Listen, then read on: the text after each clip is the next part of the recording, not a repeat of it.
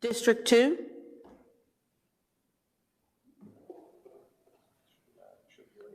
District 3, vacant.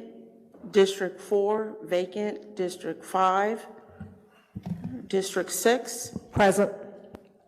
District 7, District 8, She's online. District 9, District 9 is present. District 10, Present. District 11, District 11, District 12, District 12, District 13, Present. District 14, and Place 15. Place 15, He's running a little late. you have quorum, We do have a sir. quorum. Thank you very much, Ms. Pacina. Good morning, Commissioners. Today is Thursday, January 5th, 2023, our first meeting of the new year. I hope that you had a wonderful break and that Santa was very good to you. We're going to have two briefings today. We're going to jump right into those. As always, Commissioners, this is a time for questions. We'll keep all our discussion and comments for the hearing this afternoon. Good morning, Mr. Doss. Happy New Year to you, sir. Thank you. So we will begin with, this is case number DCA 212-006. Consideration of amending chapters 51 and 51A of the Dallas Development Code, sections 51A-2.102 definitions, 51A-4.408 maximum building height, and some related sections, with consideration to be given to modify how building height is measured, how grade is established, and provide clarifications. So if I can share my presentation.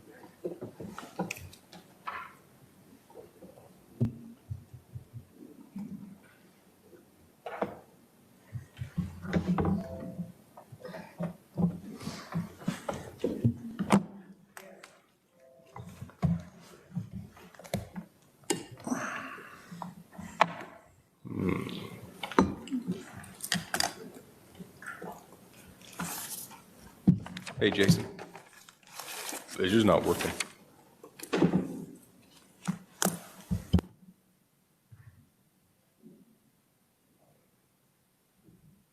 That's weird.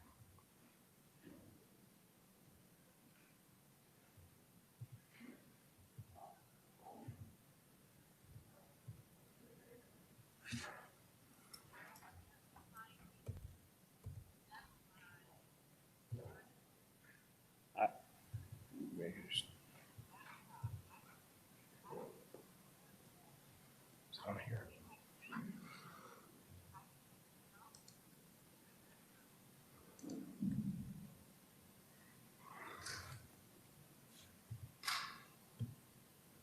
Bear with us, please. We're just trying to make it work.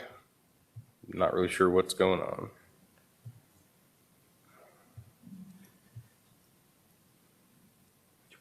Hang on just a second. Let me- Sorry. I emailed it to you, but let me.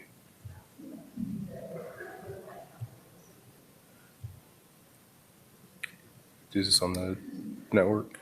Oh, it may not be because you emailed it, so I've got to Yeah. put it there. Let me see.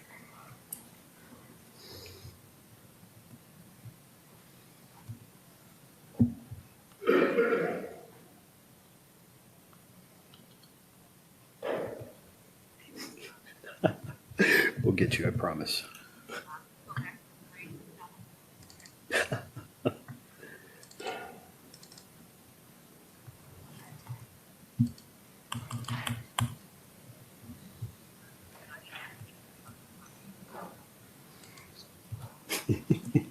I'll get it on. I'll add it over here.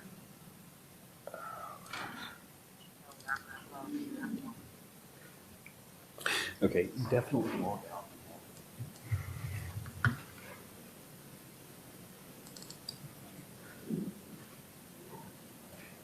Hey, Stephen, I'm passing the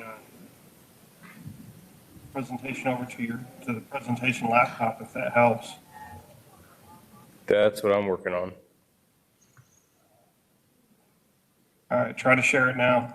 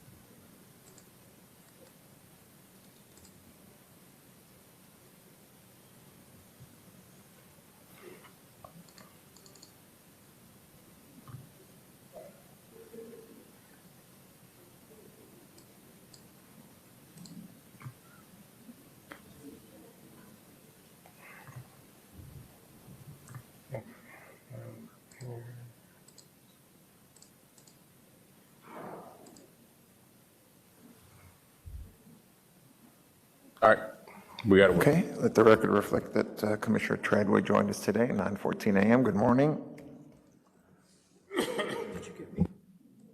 And Commissioner Rubin at 9:07. All right, I'm ready if you guys are. All right. No.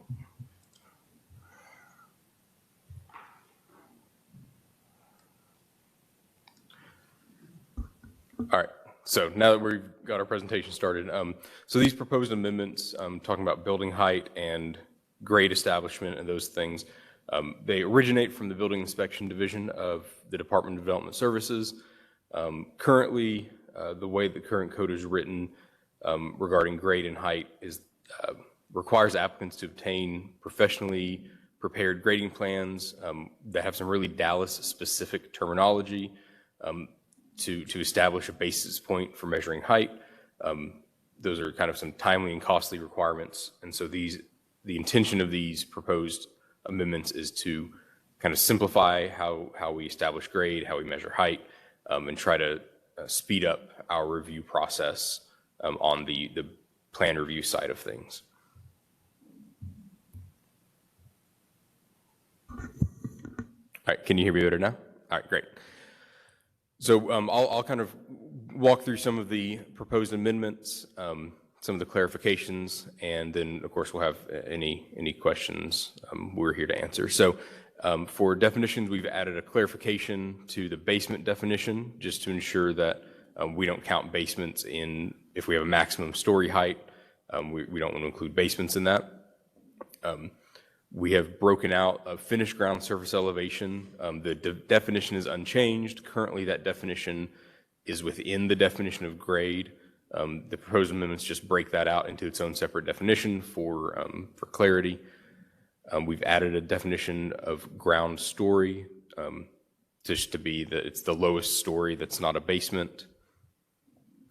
And then once we get to the definition of height, this is where we kind of get into some substantive changes on how height would be measured, or how the proposed amendments would change how we measure height. So currently, the current method of measuring height, you start at grade of the structure, and you have to take the elevation of every exterior corner of the structure to establish your grade, and then you measure from that point. The proposed amendments kind of split buildings into two categories. One category would be that if your finished floor, your ground story finished floor is 18 inches or less above grade, then we measure height beginning from that finished floor, fairly consistently with how those plans are given to us from an architect. They measure height from finished floor. But if the ground story is proposed to be greater than 18 inches above grade, we would then measure, we would go back to grade, and we would measure height from that point. That's kind of, we built in those 18 inches of kind of flexibility to allow for a porch or a stoop or some kind of elevation above grade, but not excessive. And then we also have kind of changed where you measure height to on a pitched roof. So for dome roofs and flat roofs, we're leaving that point unchanged, but for pitched roofs, we're simplifying that. We're not talking about gable, hip, or gambrel roof anymore. We just talk about a pitched roof. And instead of measuring, currently we measure to the midpoint of the lowest eave and the highest ridge. We're proposing to change that to be the midpoint of the highest eave and the highest ridge. And I have a diagram to kind of clarify that. So those are the main kind of definition changes and revisions to the height definition. And then here's some photographs just to show, I always think about Dallas as being a pretty flat place. We know that's, of course, not the case. And so we've just included some photographs just to kind of show that there are some pretty substantial kind of grade changes in our neighborhoods and how these end up playing out in finished projects. Sometimes you'll see garages below ground. Sometimes you'll just see crawl spaces in older homes. And then sometimes you'll just see grade elevations. So this is going back a little bit to that, the eave, midpoint of a pitched roof. So this is the current way that we measure height. And as you can see, Building A and Building B are, overall, they are two different heights, but because of the way we measure height as the midpoint between the highest ridge and the lowest eave, these two structures would be considered to be the same height under current code. Your height measurement for both of these structures would be at that orange line, even though clearly structure A is taller than structure B. And that's because of this kind of, we'll call it a quirk of the code where we measure to the midpoint of the highest ridge and lowest eave. ZOAC recommends, and we're proposing to modify that definition to be the midpoint of the highest ridge and the highest connecting eave to that ridge. So there you can see obviously the buildings now, the buildings are the same overall height and they are actually measured as the same height by a plan reviewer. So we also are proposing some modifications to structures that are allowed to exceed maximum structure height when they are constructed on top of a building, things like elevator penthouses or bulkheads, mechanical equipment rooms, rooftop access structures, cooling towers, things that you kind of typically see that many cities just completely exclude from height measurement. They just kind of ignore them. Some cities place a limit.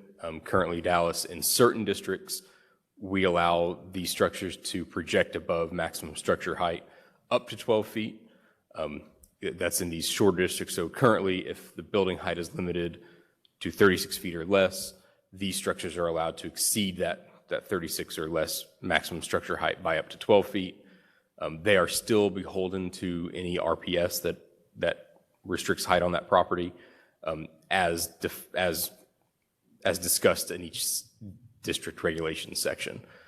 So we are proposing to allow these structures on top of buildings, instead of only allowing them to exceed the max structure height in the shorter districts at 36 feet or less, we are proposing to allow these structures to exceed maximum building height by up to 12 feet in all zoning districts.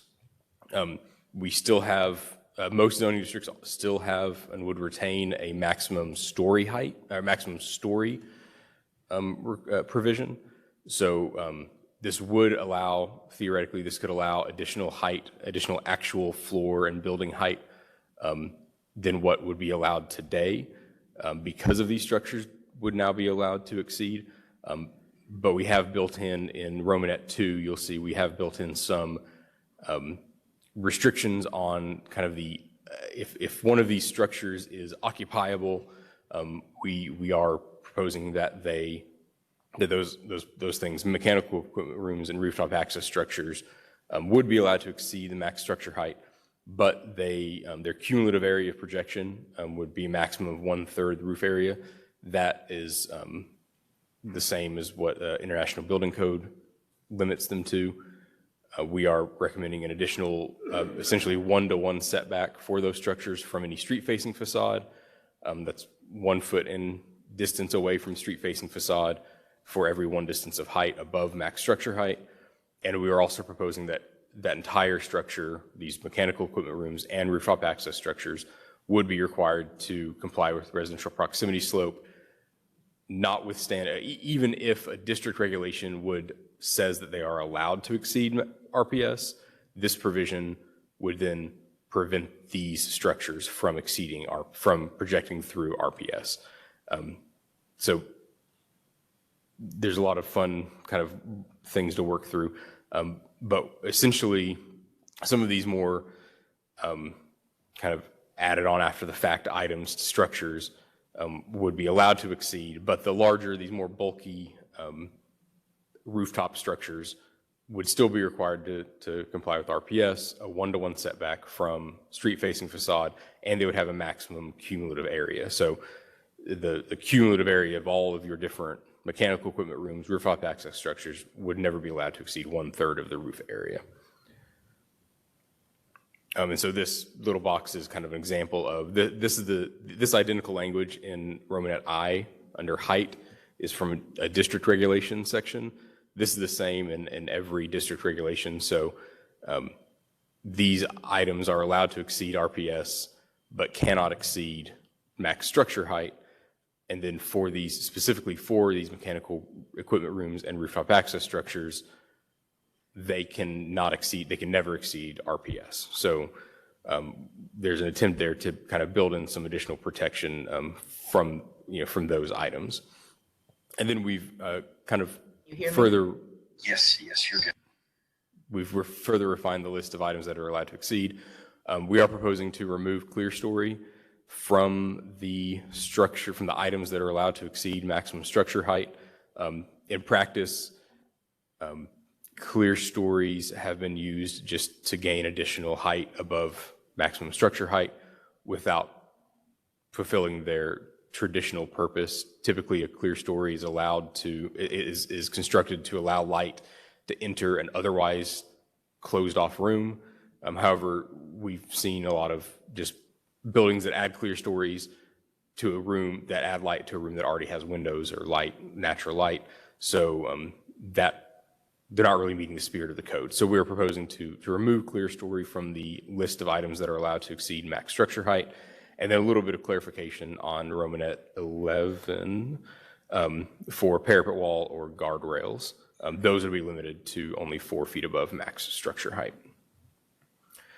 And then these are just some examples of typical rooftop structures. So this is a combined rooftop access structure, mechanical equipment room.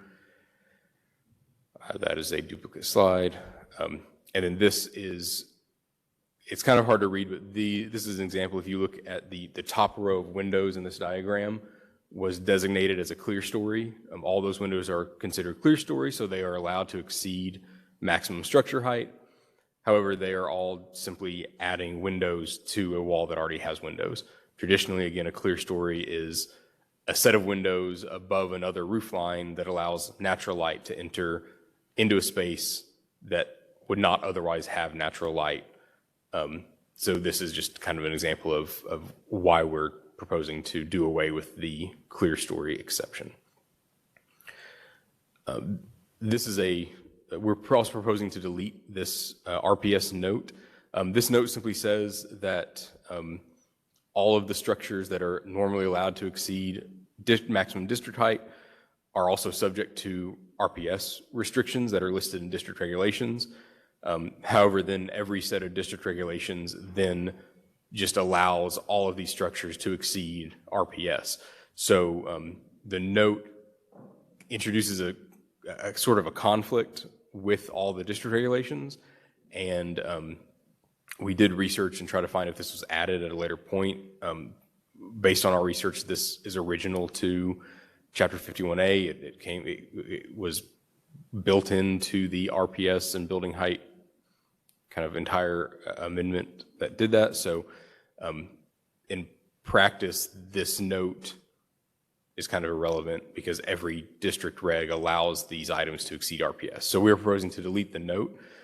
However, this will not change how any set of plans is reviewed because, again, the district regulations kind of make this note irrelevant. And then paragraph 4, you can see we are proposing also that in all districts, dormer eaves are not allowed to exceed max structure height, and then the highest point of a pitched roof can never go above 12 feet of the district regs, regardless of where that midpoint falls. Previously, that allowance of a pitched roof to go up to 12 feet or the restriction of 12 feet above max structure height was only applied to the districts you see struck through there. We're proposing to add that 12-foot limit to all districts. We do have a couple of small clarification amendments to the RPS section. This is 4.412. And ZOAC recommended that we amend paragraph 2 of subsection B to measure RPS from the beginning point of height measurement. So whether a structure is measured from grade or from finished floor, that point is where RPS height measurement begins. This does potentially raise a building up to 18 inches above what it would currently be restricted to under RPS. However, we wanted to be consistent with, we're measuring height from a certain point on this building, we should also be measuring RPS restrictions from the same point. So with that, that's the end of kind of the recommendations. I'm here for any questions. Next steps after this would be a CPC public hearing, and where the body would make a recommendation to City Council. So with that, I'm happy to answer any and all questions. Thank you very much, Mr. Doss. Commissioner Young? Yes, first of all, Mr. Doss, I want to thank you and Ms. May for reaching out to me to discuss some of these issues before today. I appreciate that. Several questions. Let me start with questions about grade and the use of grade to measure building height. Do I understand the problem you're trying to address there is that to know the height of a building on a set of building plans, you have to know the grade, and to know the grade, you have to know where the corners are, and to know where the corners are, you have to have a grading plan? That's correct. Okay. And I think Ms. Macon. Yes, and also it's the way that we've structured the amendments on grade, where it's accounting for the ground within 6 feet of the structure. It's more consistent with IBC and how IRC does it. So a lot of the problems we saw on the staff side of things is that people would submit plans and their professional practice has them measuring grade 6 feet away from the structure, but the way the Dallas Development Code measured at the corners, we always had to say, okay, I know you do it like that and that's the industry standard, but in Dallas, we need to go to the corners.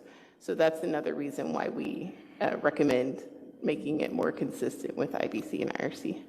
Okay, thank you. But then we have the 18-inch rule, and to know whether you measure from the finished floor elevation or from grade, you have to know whether the finished floor elevation is or isn't more than 18 inches off of grade. So you get right back to having to know where grade is. Is the idea that you can eyeball whether it's within 18 inches without a set of grading plans? No, so you're correct. We are always going to need to know grade. The kind of two-pronged approach is to align how we measure, how we establish grade with what they're already doing, the 6 feet out from the foundation. I get that. Along with when we get the set of plans, typically it has finished floor elevation because they're prepared by an architect. And if we can have a set of grading plans and a set of building plans, this says, hey, it's 14 inches off of grade, great, I can use finished floor that I already have on my building plans. I don't need to go back and ask for anything else. And if it says, oh, it's 20 inches above grade, well, now I need to know grade, and I need to maybe see those on the same set of plans. But essentially, we're trying to get to a point of having to ask for one less thing if we can. Well, I'm still trying to understand how this accomplishes that. I get the business of the 6-foot separation, but apart from that, if you have to know the grade to know whether to measure from grade or not, then what's the point of having an alternative to grade? Sorry, I was asking to elaborate on Stephen's good answer. So it is going to be helpful, in the field, to be able to have that 18-inch tolerance between grade and finished floor to determine, because it's a lot harder for the field inspectors and on the developers, if they have to build the vertical point of the structure to figure out if it's within 18 inches of grade or not. A lot of the times, especially in home construction, they have something called an infill waiver form that if they say that we're not going to alter grade any more than 12 inches, then they don't have to provide grading plans for their new home construction. And, and then who knows, maybe something happens in the field and they do need to wind up altering grade by, let's say, 14 inches. And anyway, it's really complicated in the field to go from, no grading plans to now having to get grading plans. And now we have a more complicated way of measuring grade that's not IBC, IRC standards. And so there's a lot of confusion because, the architect is designing the house off of grade. That's how height's measured in IRC and IBC, if I'm not incorrect there. So the 18 inches is really more of a tolerance to make sure that, when they do come in for building permit, that I think most of them are still going to be measuring from grade, just because that's how they're taught professionally, to measure from grade. And then staff can come in and double check that they're measuring it correctly, that they're still, that either we measure from 18 inches of finished floor and grade, which is about the height of like a pier and beam foundation, or, they measure from grade, depending on how much they're altering it and where the finished floor falls. So separating out the permitting stage from the field stage, at the permitting stage, you will know where grade is because they will have told you, Right. just as at present. Right. So all the commercial construction, including multifamily, has to have grading plans Okay. submitted because engineers look at how they're going to be, changing the flow of water. So they're always going to have grading plans for multifamily and up. Okay. It's the single family and duplex that kind of have this 12-inch infill waiver form, or else they have to do So grading at the plans. building permit stage, there's no eyeballing. You know where the grade is, you know where the finished floor is specified to be. You can get your calculator out and it either is or isn't 18 inches difference. Right. And you go from there.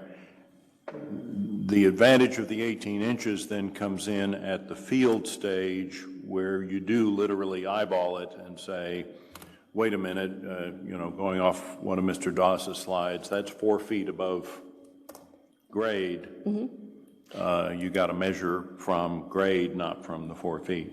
Right. It's an advantage in the field and also for the designers that expect to be measured from grade, just across the nation. And, just in case we have some other oddities that we haven't realized yet, that we have an 18-inch tolerance there. The contractor that put 6 inches of fill in and didn't tell anybody about it. Right. My next question relates to height measurement. Do I understand, could you go back to your slide that has the pop-out for, it looked like the CR district regs?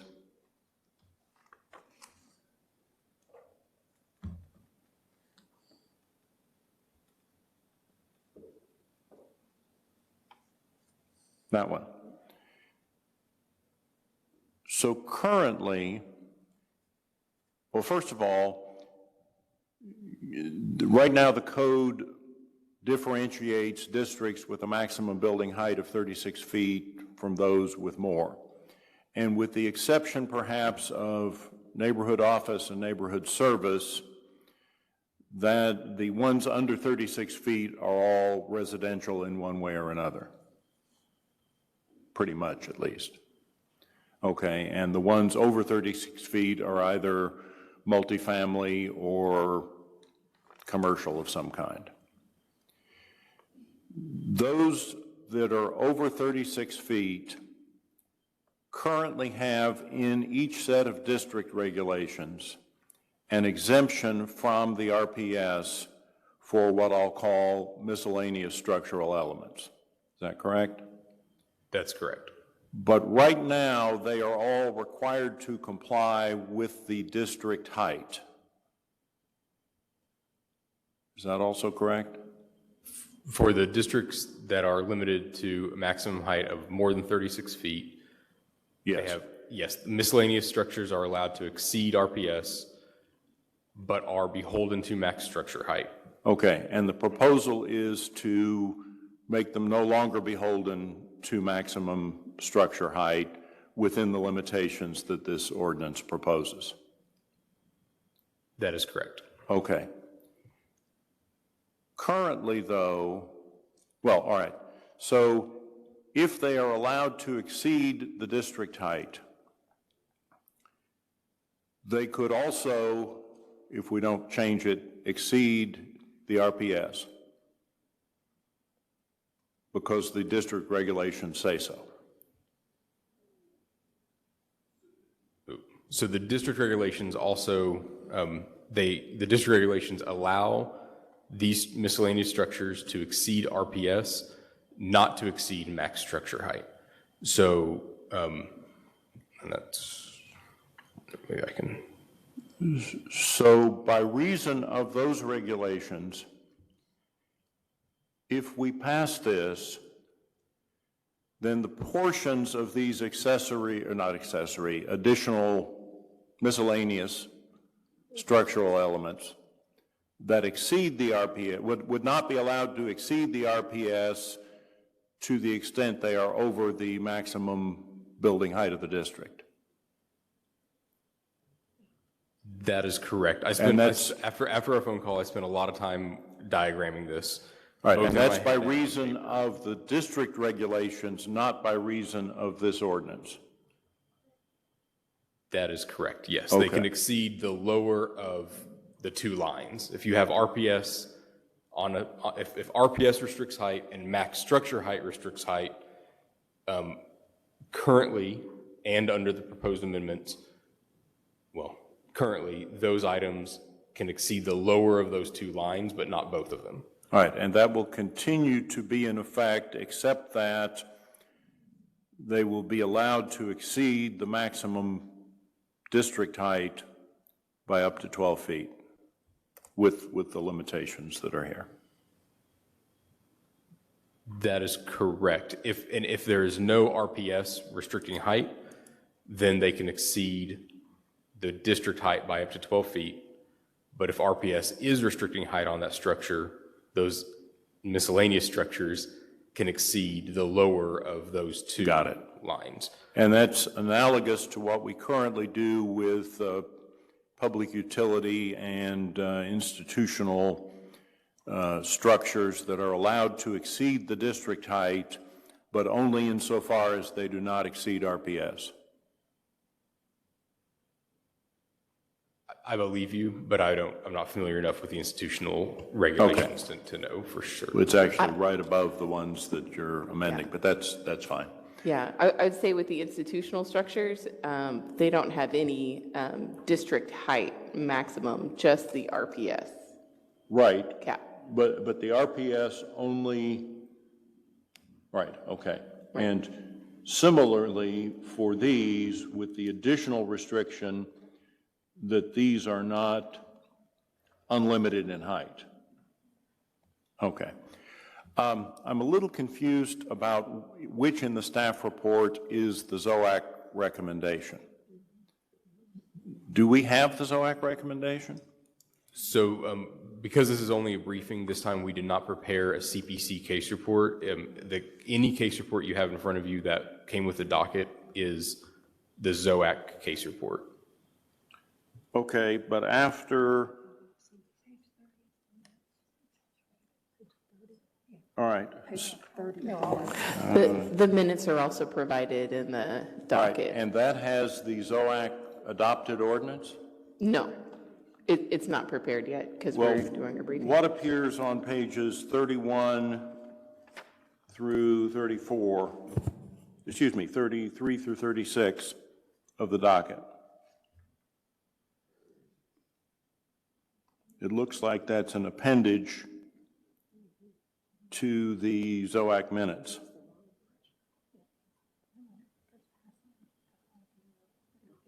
On 33, it says, red text represents editorial change to ZOAC recommendation to ensure clarity.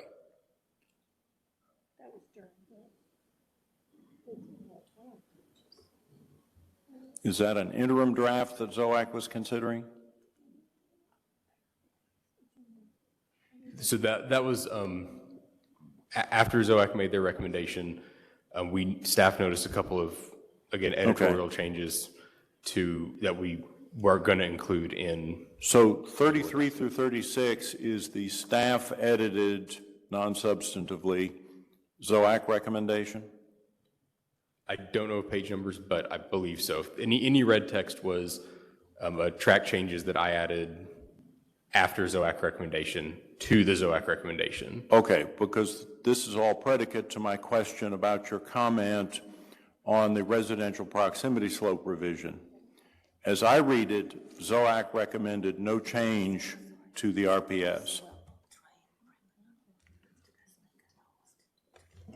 ZOAC recommended no change to paragraph 1 of subsection B of 4.412.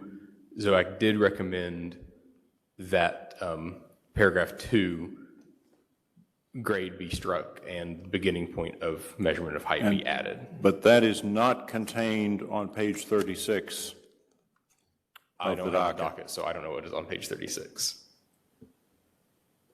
So, But okay, if we messed up, I think that was just a staff error, mistake on our part. all right, so, okay.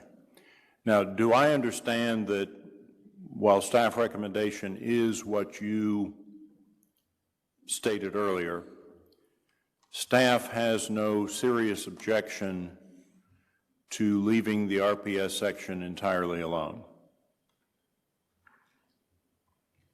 so staff thinks it makes sense, if we're going to measure building height from a certain point on a building, we should be measuring height from that point for all purposes, whether it's height or for RPS measurement. And that is different than ZOAC recommend, or no, that is the same as ZOAC recommendation. Okay.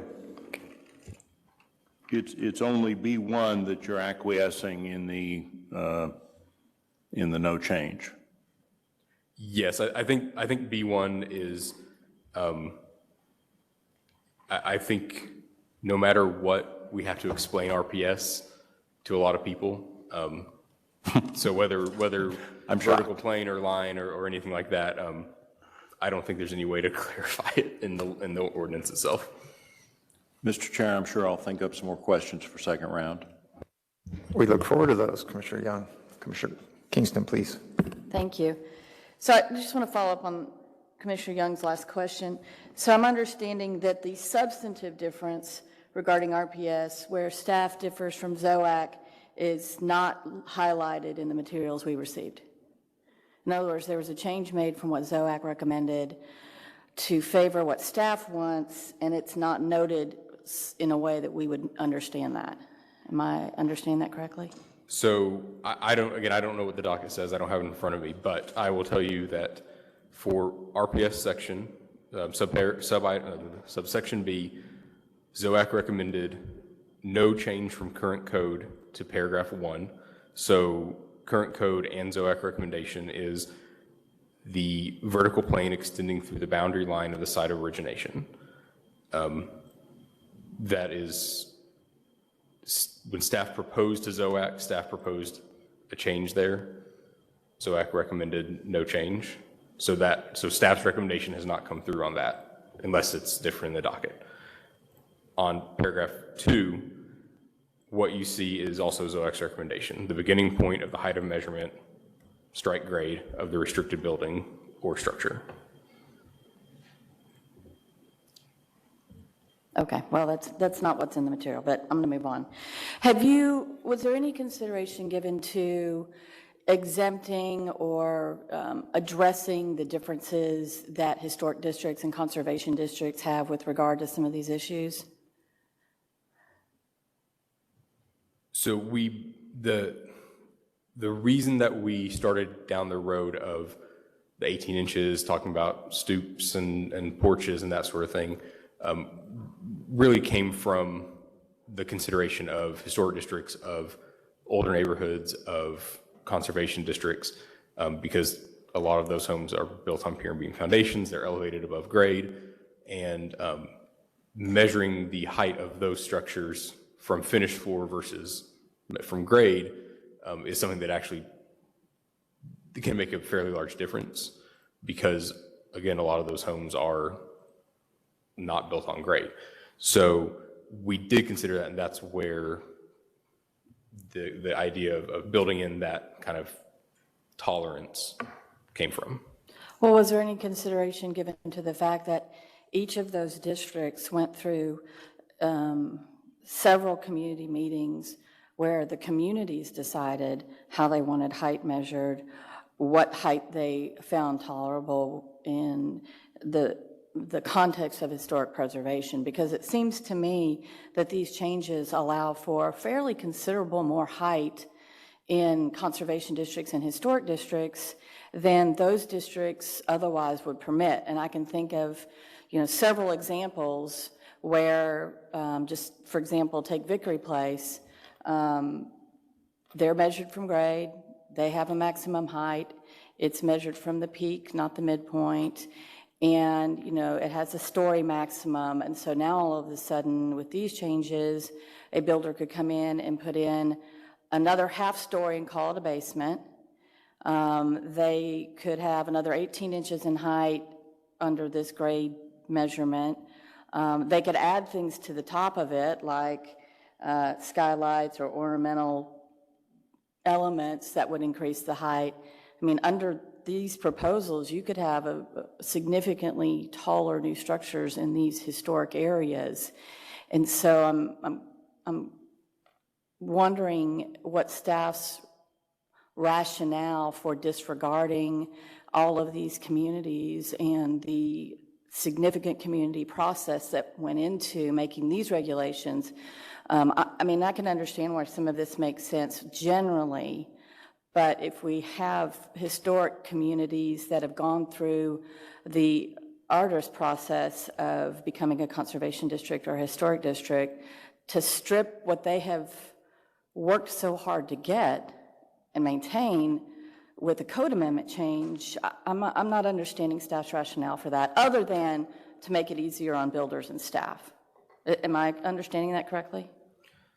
So if a conservation district or PD or historic overlay has a different way of measuring height, changes to the base code are not going to modify those unless it refers directly back to base code.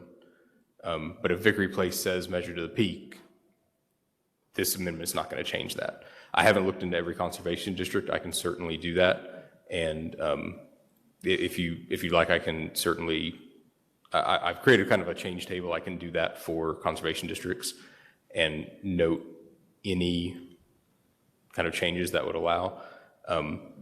But for example, and I don't know the specifics of Vickery Place, but if Vickery Place is currently limited to 36 feet in height, measured to the peak, and then refers back to 51A for items that are allowed to exceed max structure height, those items are already allowed to exceed max structure height unless there's something in the CD that says that they can't. Because today, if your height is 36 feet max, you can add 12 feet of elevator bulkhead under current code. And then you do have to comply with RPS, and we're not proposing to change that. So no, we didn't look into every conservation district or historic overlay. But again, if those have a different way of measuring, if those say you measure from grade, this isn't going to change what those conservation districts do. Well, what about the definition of basement and how you've modified that? How would that impact? Let's say you have a conservation district that has a maximum of 2 stories. Could that person or builder now add a partially exposed basement in addition to the 2-story limitation? Sure. So I believe, and Ms. May can correct me, but we don't currently count basements as stories. Is that correct? So we're not changing, the change of the basement definition is not substantive, it's just clarification. It's clarifying that, hey, in practice, we don't count these as stories. Now, in writing, we don't count them as stories. But again, the definition of basement, of being a level that is more than half below grade, is more than half of the vertical dimension is below grade, is unchanged. Okay. So would you be able, before we take a vote on this, to analyze how these changes might impact the conservation districts and historic districts in the city, to ensure that we're not inadvertently or unknowingly making a substantive change to those districts? Certainly. Thank you. I would appreciate that. I would like to add to that. I'm going to. Okay. Vice Chair Rubin, and we'll come to you. Just a quick follow-up on the basement, so I make sure that I understand correctly. A basement is defined as something where at least half of it's below grade. So if you have a basement that 49% is below grade, it's for whatever reason a 12-foot basement, at that point, height would be based off of grade, not wherever the bottom of the first floor is, because it's well over the 18 inches if you tried to do something screwy with your basement, right? Yes, so we additionally got to this 18 inches because as we were working through this on the staff side, trying to poke holes in what we were proposing, I Googled Galveston, and hey, there's still houses, and what if we measure a finished floor, and nothing without a finished floor can be measured as height. That's where we got to that 18 inches, because we had to draw a line somewhere. And as Sarah mentioned, the typical pier and beam is about 18 inches. Obviously, everything is going to be a little bit different. Go ahead. And when you say typical pier and beam is about 18 inches, is that where truly the midpoint on pier and beam is, or is that where we see most pier and beams falling at or below? I just don't. That's on Sarah. I think I got the 18 inches from the chief planner of the conservation district team, and they said that 18 inches is about typical on the low side of a pier and beam, because you need a crawl space to get under there, and that's pretty tight to go under 18 inches. So, on the low side, it could be 5-6 feet, if it has a severe grade on it.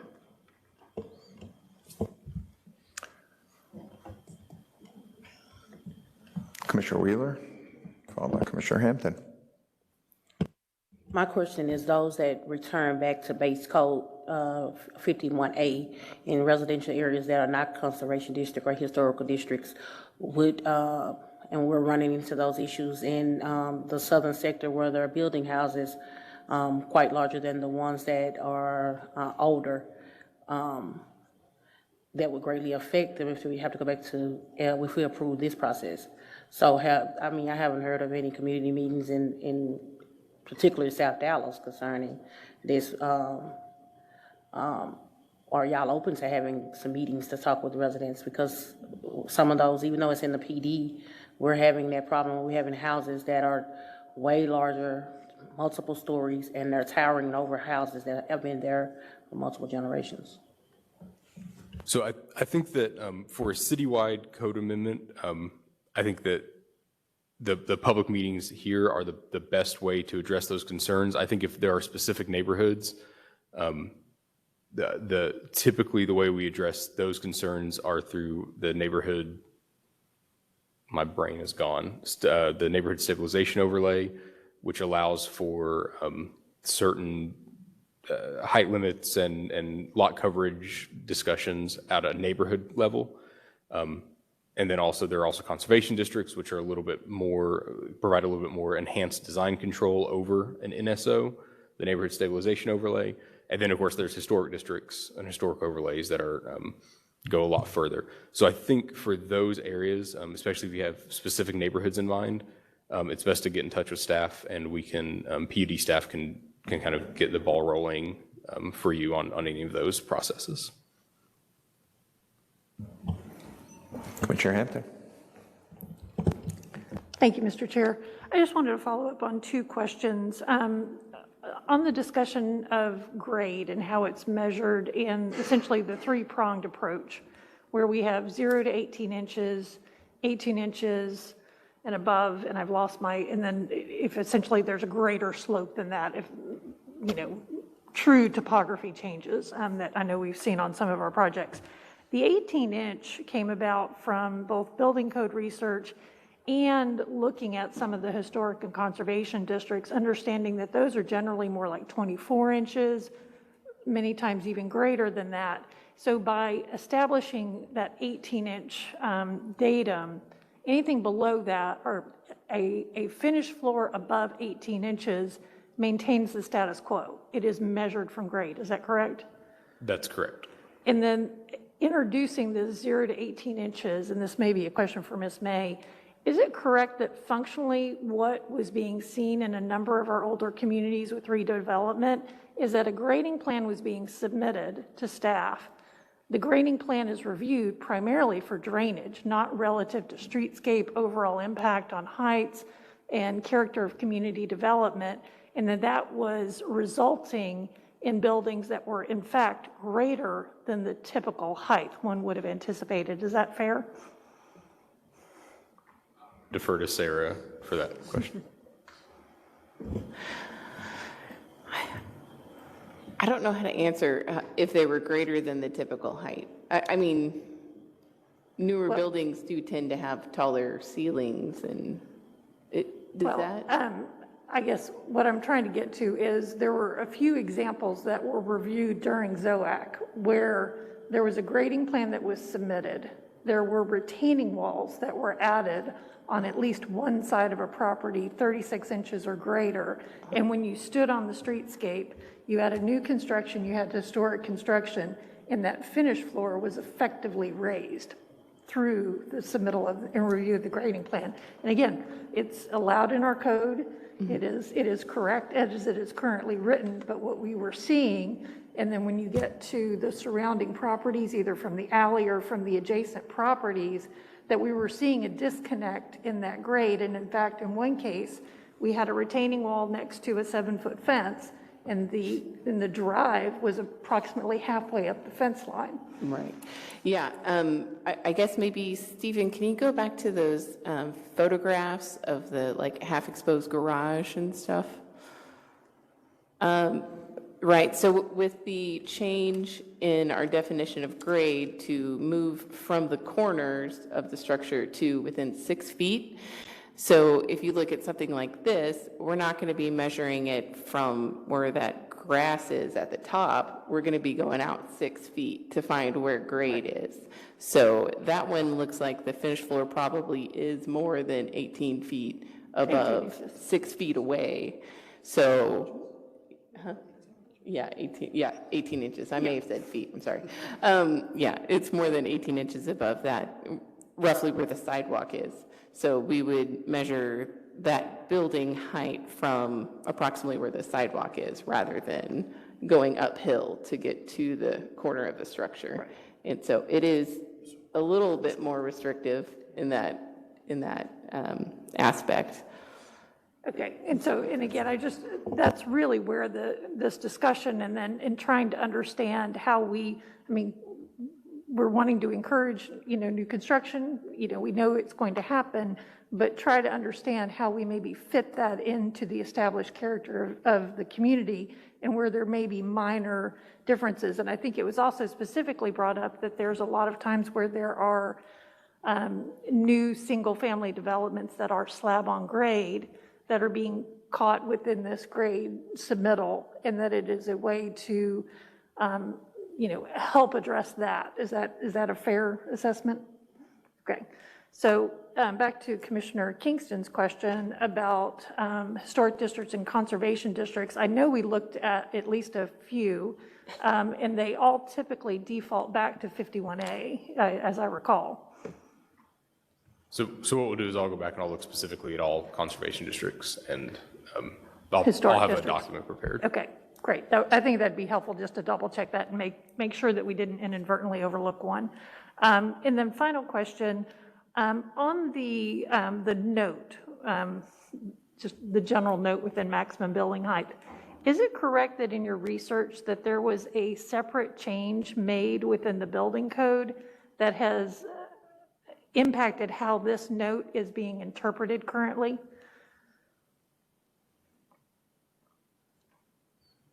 I'm not aware of a change to the building code. Or not building code, excuse me, development code. I said that incorrectly. So the only amendment we could find between the 51A transition and now to these, the only relevant change we could find is the chimney exception, which is the highlighted piece here. And that was kind of a building code thing because chimneys have to be 12 feet above a roof deck. So this amendment, which I believe was in 97, 98 maybe, was to allow chimneys to exceed both RPS and max structure height. But other than that, that note has been there from day one. I'll follow up on that. Thank you, Mr. Chair.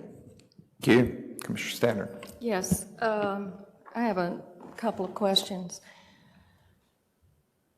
I'm trying to think which order to do them in. Okay, here is the basic question, and then I'll go to the more specific. Because in reading this, you know, I think we're all coming up with sort of the question is, what are we trying to accomplish here? And I'm not sure that has really been answered, and Commissioner Kingston sort of brought this up. Because in it you said, and I understand, and tell me if I'm correct or not, I'm trying to just clarify and simplify.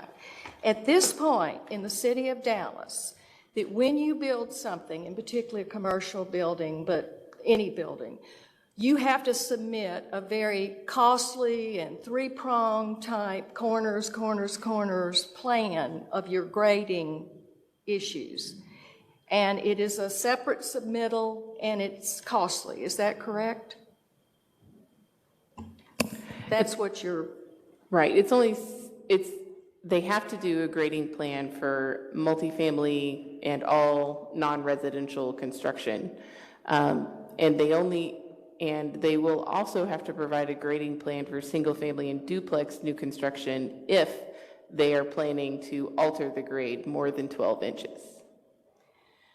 Okay, so this is not going to change the commercial and multifamily? It's not going to impact that? It's going to... Because your thing says it's going to, by going to the International Building Code as opposed to the way Dallas has been doing it, that you said one of the objectives wasn't just to make it conform with the International Building Code, but was in fact to curtail this cost and overburdensome, your words. The cost is they submit their plans based on IBC and IRC understandings, and then staff has to say, no, that's not how we do it in Dallas. You need to go back to your engineer, go back to your surveyor, go have them recalculate everything, and then turn it back in. And so that takes a lot of extra time on their part and on staff. Thank you for clarifying that, because I think it would have been helpful in this, in reading it, for it to have explained to me, our code is causing confusion, delays, and more cost, therefore. Because I think we're all looking for, why are we doing this? What are the benefits of this code change? So, beyond that, keeping that secondary, coming back from staff reviewing something and you know, they're realizing, well, we did it by IBC, Dallas has a different one. What are the benefits that you see specifically in implementing these changes? Yeah. Well, I would say, you know, what we've already brought out there, but also I've witnessed a lot of neighborhoods also upset with new construction going up in their neighborhoods because they say, wow, look at that big retaining wall. Look, they're changing the grade. Why can't, you know, why isn't that part of the calculation of height? But with the change, the amendment to grade, moving it out 6 feet, you know, if they're going to alter grade, they have to do it 6 feet all the way around. They have to have it necessary for development. You know, it makes more common sense to measure grade 6 feet away from the building instead of saying, no, we're going to go to the corner of the structure. So it does also address the neighborhood reaction to new construction in their neighborhood. Okay, but this amendment has a lot more in it than just that, because that could have been simplified by just saying we want to be in conformity with the IBC so that people coming from other jurisdictions and building here have a universal standard, so that could have just been accepted by that. So what about the rest of it? What are you trying to accomplish? Right. I think with the change with the stairway access structures, if you can remember, because that's also part of this.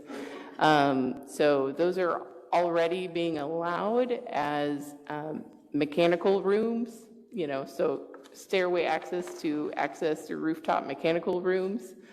So the change that Stephen has proposed with that, we're adding some criteria in which it has to step back from the street-facing facade, has a maximum area that it can, be on top of a structure, so that when it's constructed, it's not constructed at the facade and it looks like a 4-story. It makes the new construction more consistent with surrounding properties and probably the intention of whatever height regulations in that district. Also, Stephen mentioned the clear stories, if you remember that story. Oh, yes, Yeah, so, definitely.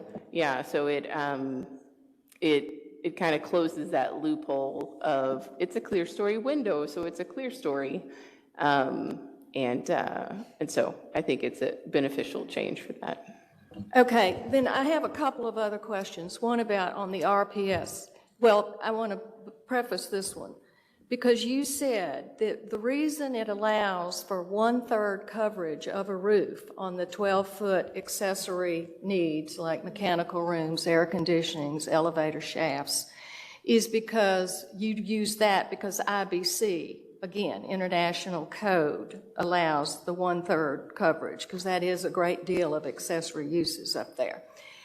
But having said that, how does that affect, let's go to some of these big houses that they build.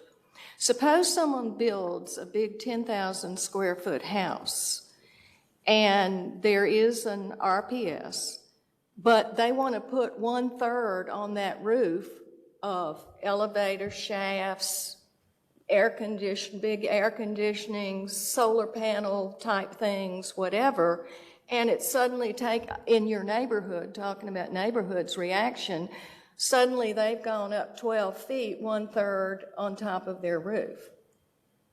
So I think we can clarify that that's allowed today.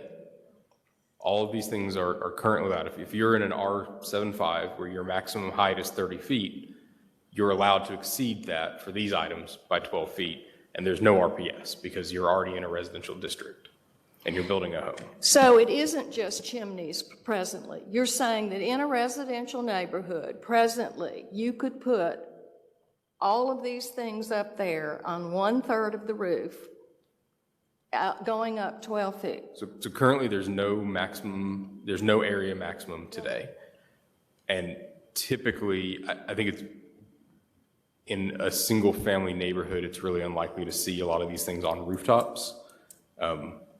But yes, a cooling tower would theoretically be allowed on a single family home up to 12 feet above the maximum structure height today. Yeah, I think when you're making it uniform, but the same thing about commercial and MF with residential, that you always have that possibility, that someone puts up a front thing and then puts all of this on this. Okay, that's all I have for now. I think we are, so in the special height provisions and these items that are allowed to exceed max structure height, we are proposing to allow more districts to have these structures, these items that exceed max structure height, but we're getting rid of one of those things that's been used as a loophole, and we are restricting. The proposal is to add additional restrictions to some of those items.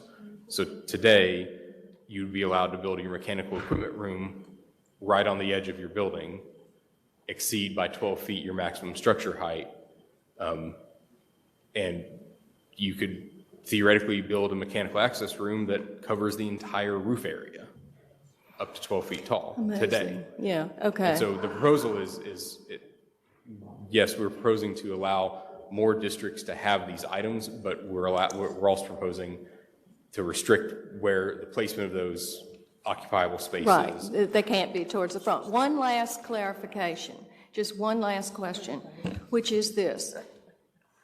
Is this going to, and I hope so, my understanding is that on the 18-inch, and if it's over 18-inch, you use the grade 6 foot out as your height restriction, correct? Is this going to cut down on this permitting delays? Do you see that this is going to help, having this cut down on a lot of the delays that are in the process? I really hope so. That's our intention. I just wanted to have that on the record. Excellent question. Thank you. Commissioner Treadway. Good morning. So I'm a little confused about what we're looking at because, again, the ZOAC language doesn't match what's in the amendment language. So I don't know if there's any way to give you a copy of what we're talking about so we can all literally be on the same page. Is there a printout of the docket that you can get? They haven't written this report. No.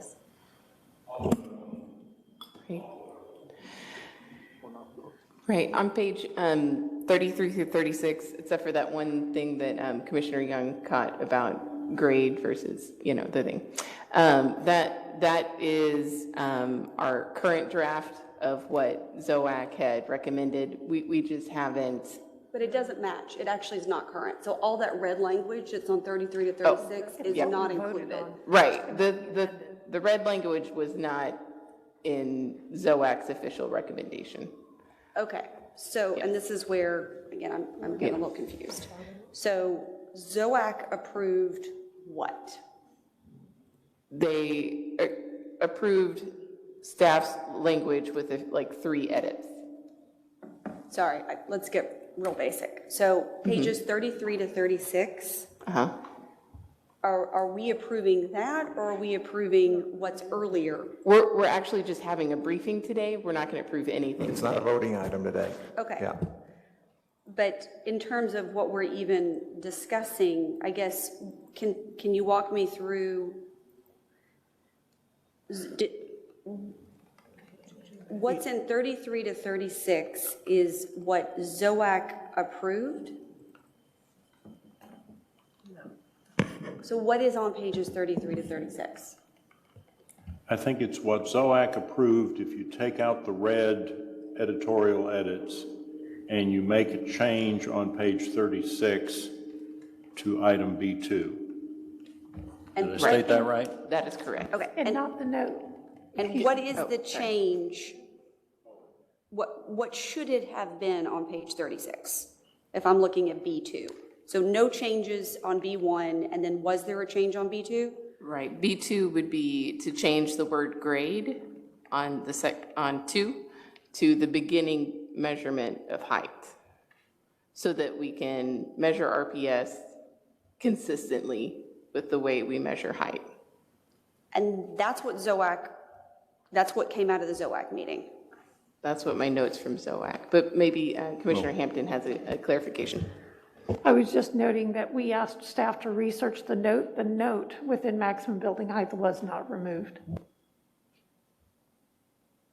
So this note that is just supposed to be a clarification that RPS, hold on, are we talking about?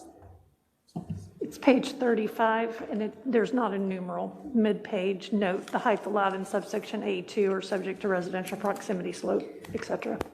Okay, so there was a request to research that note. And the conclusion of the research is what? Or has the research been completed? The conclusion of the research of the note is that it has been there since as far back as we can research it, that note has been present, and that in practice, because of the district regulations, the note essentially doesn't matter because every set of district regulations relieves those items from RPS. The note says, hey, you have to comply with RPS as in district regs, and then the district regs say, no, you don't. Okay, Right, so it's a then I'm conflict. confused about, is there a situation where a district doesn't have to comply with RPS?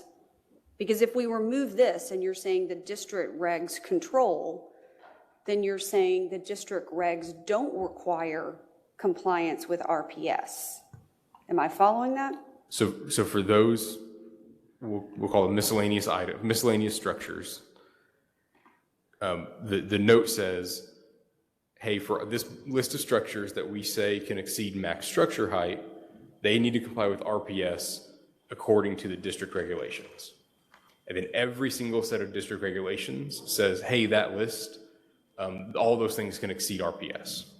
But they can't exceed As max long as they height? don't exceed the district. Okay, but they can't exceed max height. So then you get into this you've got one or the other. So RPS is taken out, but you still have the max height. But I thought we were saying that, is it always 12 feet above max height? So the district regs, so the height regulations allow those structures to exceed max structure height by up to 12 feet. And then the district regulations allow those structures to exceed RPS by up to 12 feet, provided that they are still below max structure height, except chimneys. So, and again, in practice, the note doesn't do anything because all the rules are already there in the district regs and in the height regs. The note, It was superfluous. I'm not going to characterize as it was written, but they don't use it today because you know what to do based on the district regs and the height regs. So your opinion is that it can be removed without any consequence? Staff's recommendation. Got it. Okay. So then that's what came out from ZOAC. And then if you come back then to what's on pages, it says proposed amendments starting on page 24. What is this? And how does it differ from what we just looked at? I'm still trying to pull up the docket, Okay. so I can't see it yet. Because if I'm looking at page 27, there are changes to residential proximity slope in B1.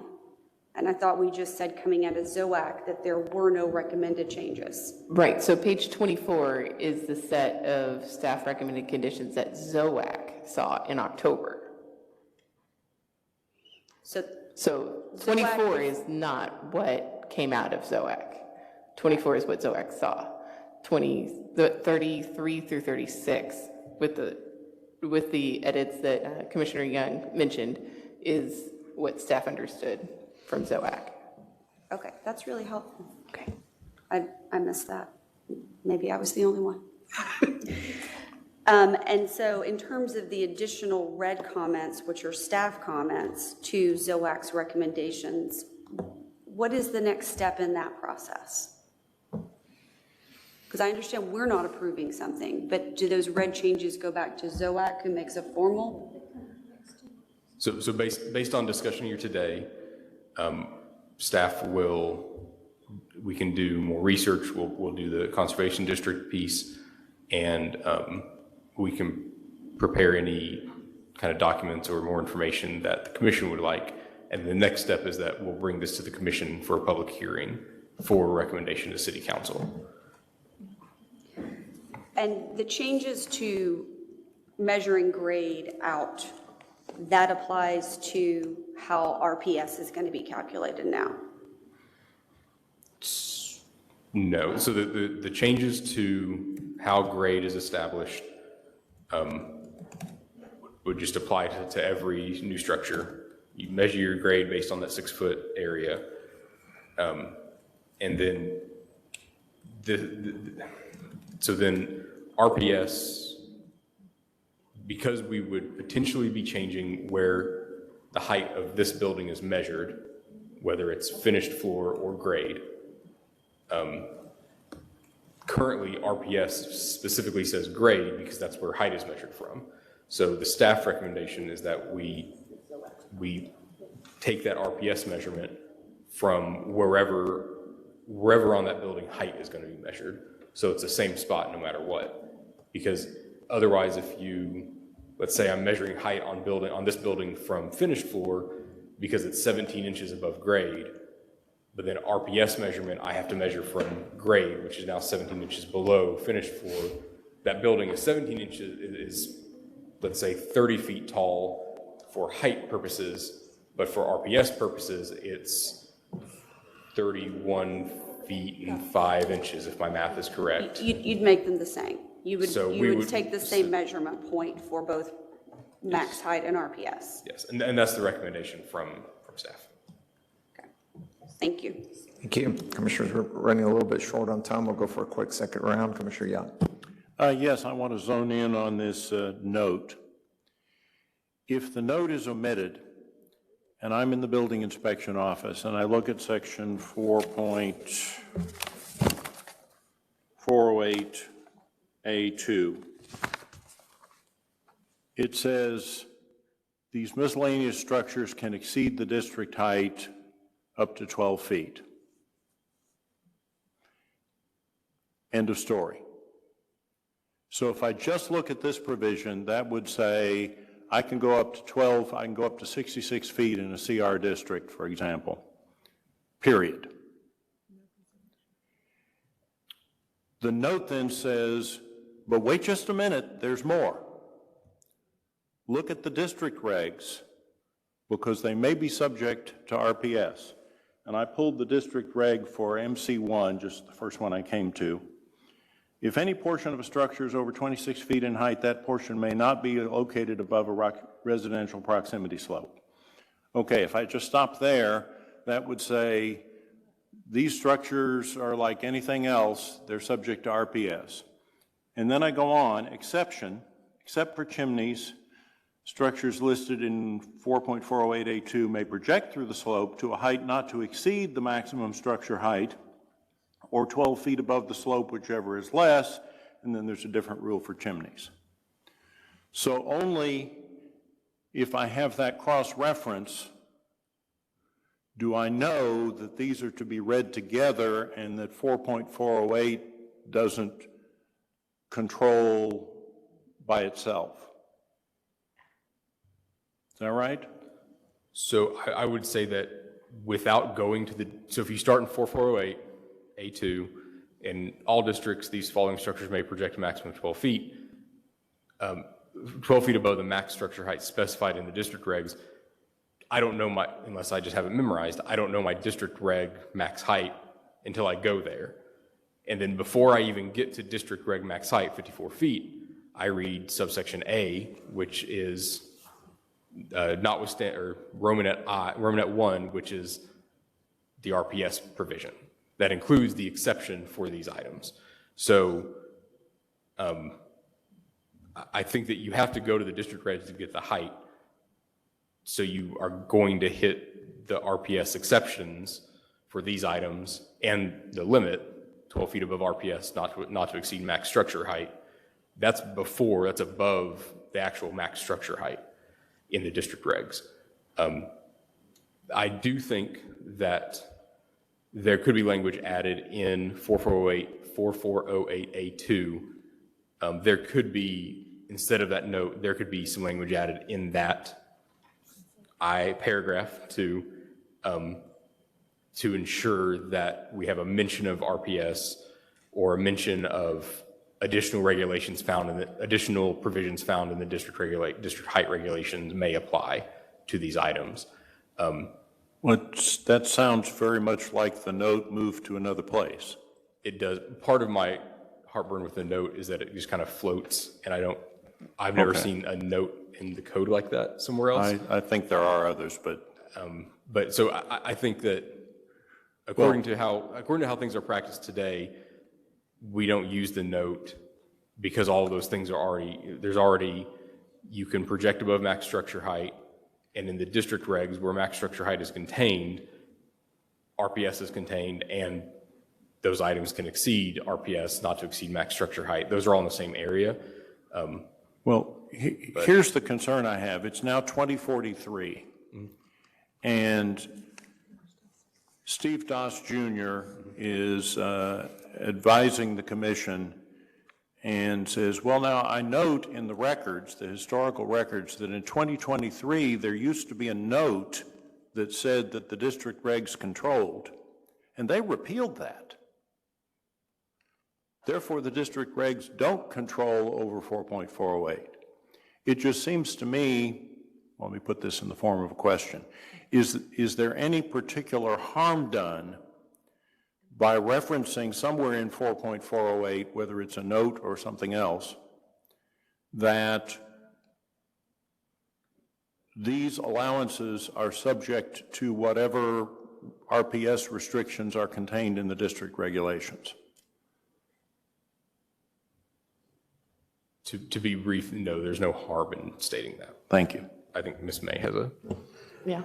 And it does already say that in A2, in a district in which building height is limited to 36 feet or 36 feet or less, the following structures may project a maximum of 12 feet above the maximum structure height specified in the district regulations. And then it talks about, and then it points you to the district regulations. So A2 already points you to the district regulations. But that leaves open the interpretation question, is RPS part of the maximum structure height specified in the district regulations? It is. Or, well, It says height. in your opinion it is, but Sarah May Jr. is now in the building inspection office in 2043, and she doesn't know what her mom thought 20 years ago. The practice in zoning is normally the most restrictive applies. Well, So I think that. we just don't because have we time deleted it, to no. discuss the counterexamples to that. Thank you. Any last questions, Commissioners? Again, we will see this item back. If you have any other questions or items you'd like staff to do research on, please let Mr. Doss know. Send him a quick email, and we'll circle back to this item. Thank you very much, Mr. Doss. We'll now move on to item number 2.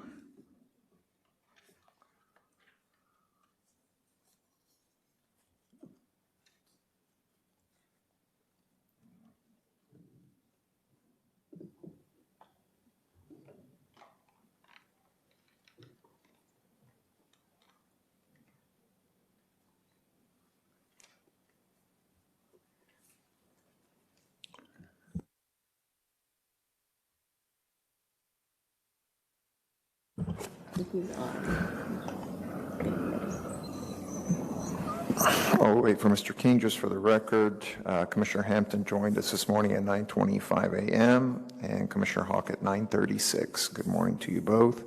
I see Mr. King is ready to go. Good morning, sir. Good morning. Give me 1 second to get my presentation up here.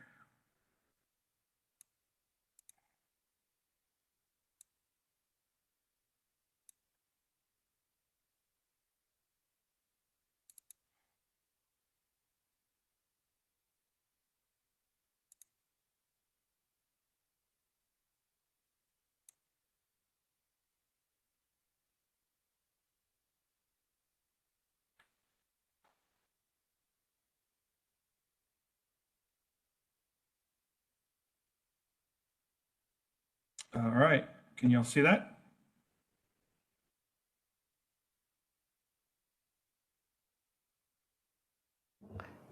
Yes, we can. Thank you. Okay. Good morning. This is case number DCA 223-001.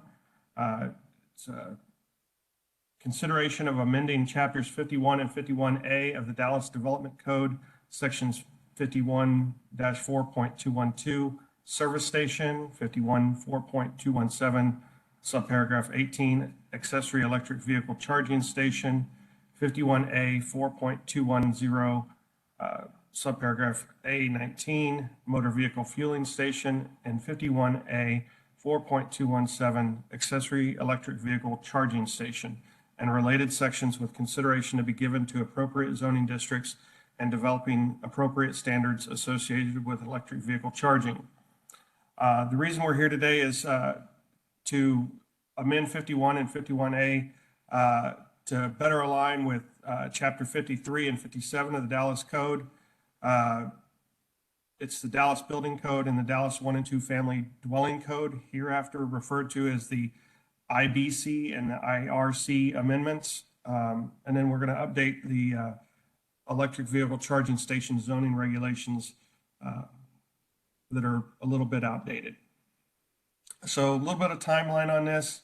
Back in 2012, we adopted the ordinance that added regulations for electric vehicle charging in our zoning code, and established that when EV charging spaces occupied 10% or more of the required parking spaces of a site, it became a main use of motor vehicle fueling station.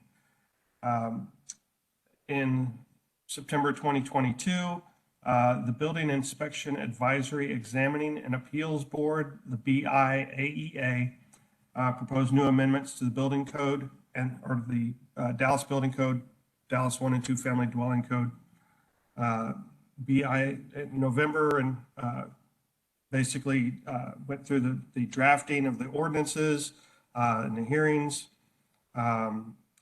At the end of November, we inquired with Development Services, realized that the IBC and IRC amendments were going to affect our zoning code, so we started this code amendment process. On December 13th, ZOAC recommended approval of the proposed EV parking amendments to the development code for 51 and 51A. Shortly thereafter, just a few minutes after, the BIAEA approved their proposed amendments to the building code and residential code. So we're still on the same track and still working on the same documents. Today, we've got our briefing and public hearing.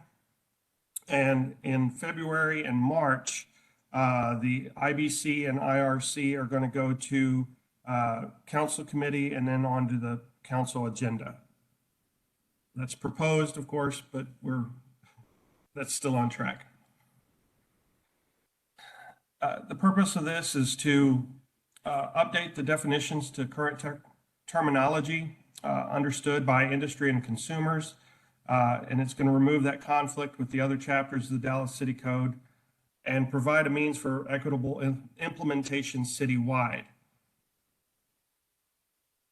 And so section 53-430, we have some issues with the building code with definitions and minimum requirements for new commercial construction. Section 57-R333, this is a residential code, same issue with definitions and minimum requirements for new single-family construction. I apologize, it's a little blurry, but talking about terminology, these words get interchanged, and I think it's good to have a picture with a definition. So we talk about EV capable, and that means that you install the electric panel with the capacity, you install an electrical panel or circuit breaker panel with capacity to handle a dedicated branch circuit and a continuous raceway from the panel to the future EV parking space. So that means you're running conduit or you're leaving space for the wiring to go, but you're not actually putting in wiring or a circuit breaker yet. But you've calculated the load that is going to be required so that your circuit breaker panel can handle it. EVSE ready outlet, and this is what the first two, 1 and 2, are what are being proposed in the IBC and the IRC amendments. EVSE ready outlet means the panel has the capacity, there's a raceway, and there's conduit, and there's wire, and it connects to a junction box or a 240 volt charging outlet. That 240 volt charging outlet looks exactly like a dryer plug, a 240 volt dryer plug. So it's not something that's uncommon to see in a home. It's at this point, nothing is unusual. Number 3, EVSE installed. It means that you install a minimum number of level 2 EV charging stations. That means the actual charging equipment. Of note, the IBC and the IRC does not require the charging equipment to be installed because it's very important for us to let the consumer decide what equipment they're going to use, whether it's for their dedicated vehicle or whether it's a charger that handles multiple vehicles. So EVSE installed really lets the consumer decide, and if the developer decides what equipment to install, or the initial building owner, there may be a change in technology or something that comes along the way that makes it redundant or out of date, and then you have to update it, and that's costly. So we're trying to avoid EVSE installed. So when we look over here at the tables within the IBC, you have a minimum number of EV-ready spaces, a minimum number of EV-capable spaces. If you see in red, you can see what the actual percentage that would be. Even with 21 to 25 spaces, the minimum number of 2 spaces of EV-ready spaces exceeds or meets and could possibly exceed the requirements. Everything under 20 and under exceeds our zoning requirement and makes it a main use of an automobile fueling station. So this is what we're trying to avoid. Section 53-430 of the building code and the residential code, these tables look awfully familiar. I'm going to change slides, and you can see the same requirements are in there. So just to let you know that there's 2 tables, but they have the same issues with our zoning code. Down below, you can read the BIAEA report with their proposed changes. The QR code can help you get there faster if you want to use your phone, tablet. When we talk about equity, we're talking about equity beyond any one means. We have accessibility for handicap accessibility. We want that equity. We want equity across income gaps. So first, we'll talk about equity in transportation. We want to have accessibility to the equipment. And we don't currently have ADA codes dealing with electric vehicles, but we anticipate them. We ask that developers anticipate them because they're coming. So just this is more of a what to keep in mind when you're looking at how you're going to set up your parking lot. If you're going to put if you need a EV accessible space, you also need an EV accessible handicap space. So you probably want to put the charger close to them, so that you have some ability to use that equipment in either space. Also in equity in transportation, we're talking about geographic coverage. So the larger map on the left-hand or right-hand side shows the entire DFW larger Dallas area. So you've got all of Dallas and a little bit of Denton and Collin County. And you can see where the public charging facilities are located. This is from Encore. This is their data. It's most up to date. It doesn't include ones that are out of service.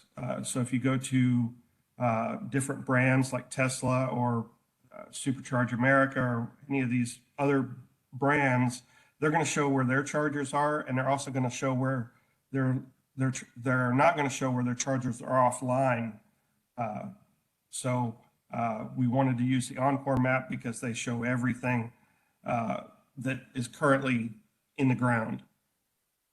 And then when you zoom in to the south of I-30, you look at Dallas, you notice there's a large disparity in public charging facilities. The idea of having EVSE capable and ready requirements with new building construction and new homes is those charging stations are going to start popping up in the south as you build new homes, as we put in new developments and new structures. And that means there's going to be across more income levels and across a geographic area, you're going to have that ability to meet your charging needs for electric vehicles in the future. We also wanted to talk about right-of-way supportive policies. Our idea is get a light, if you wanted to, if you were a developer and you needed an EV space, you wanted to use street parking, the idea of having a charger, basically the same, taking up the same amount of space as a parking meter, maybe a little bit larger, and maybe eventually one day replacing parking meters. We wanted to have some supportive policies for that. So that's also why we're proposing this zoning change. But I also want to mention that going back to that is you want to avoid having the cables crossing the right of way, whether it's a sidewalk or an alleyway. So the idea of having that licensing ability is going to be really good in the future. We wanted to do comparison cities. We don't have, unfortunately, we don't have many cities in Texas that are comparable. We just ran across, and I got this list from Great Plains Institute for Sustainable Development, talking about what is required. Talking about their minimum, like Chicago requires 20% of spaces must be EV ready or EV installed. And you go over and look at San Jose, California, 10% of spaces must be EV installed, 20% must be EV ready, and 70% must be EV capable. That's kind of on the far end of it, but they're in the IT epicenter there in San Jose, so I would expect that. North Central Texas Council of Governments and the BIAEA, they lead the way in the building code amendments in Texas. I've got great experience with these folks, and it's a large assortment of building code experts, electric code experts, fire code experts, and they gather and they look at the international building codes and electrical codes, and they work on creating something that works for North Texas, and then they take those code amendments and they send them out to the cities. The city makes their amendments, and it's a great consensus-based approach to making building code amendments. And I'll say firsthand, they absolutely lead the way in building code amendments in Texas. Whatever the COG amendments are and the Dallas amendments are, they're taken notice of by every other city in Texas, and you'll see very good facsimiles of those codes being adopted by other cities after Dallas adopts theirs. Our staff recommendations, we want to, in Chapter 51, we want to amend the definition of service station. We want to add a couple provisions, change the provision, the definition of accessory electric vehicle charging station that includes the EVSE term. Electric vehicle supply equipment is now the industry-wide term that's accepted for all charging equipment. And the reason we use EVSE and not a charging device is because EVSE are typically interconnected with the internet, with a pay system or a actual automotive system, like in the example of Tesla. When you charge your vehicle, not only does your vehicle communicate wirelessly with the charging equipment, but the charging equipment communicates wirelessly with Tesla, with their databases. So everything is tracked. You have the ability to do software updates. You have the ability to connect to the internet. There's a lot more to it, to EVSE, than just charging a vehicle now. The additional provisions, we want to change from 10% of parking counted as required parking for a main use on a property, maybe electric vehicle charging, to any amount of parking for main use on a property, maybe in electric vehicle charging spaces. So we're actually going from 10% to 100% without making it a main vehicle use or a main use. as long as the main use parking, well, everything except for parking lots and automotive facilities. So going on to 51A, section 4.210, changing that definition again to just add supply equipment in the EVSE term. The additional provisions of charging equipment may not obstruct a required off-street parking space. A charging cord may not cross over a sidewalk or pedestrian walkway. And when 6 feet or less in height, structures and equipment associated with this use may be located where an off-street parking space is allowed. This is to prevent intrusion into visibility triangles, but allow the equipment to be just outside of the parking space and possibly in an easement in some occasions, but not so large that it's obstructing things. So here's 51A 4.217, using that definition change. Also talking about taking it from 10% to any amount, and also the obstruction issues.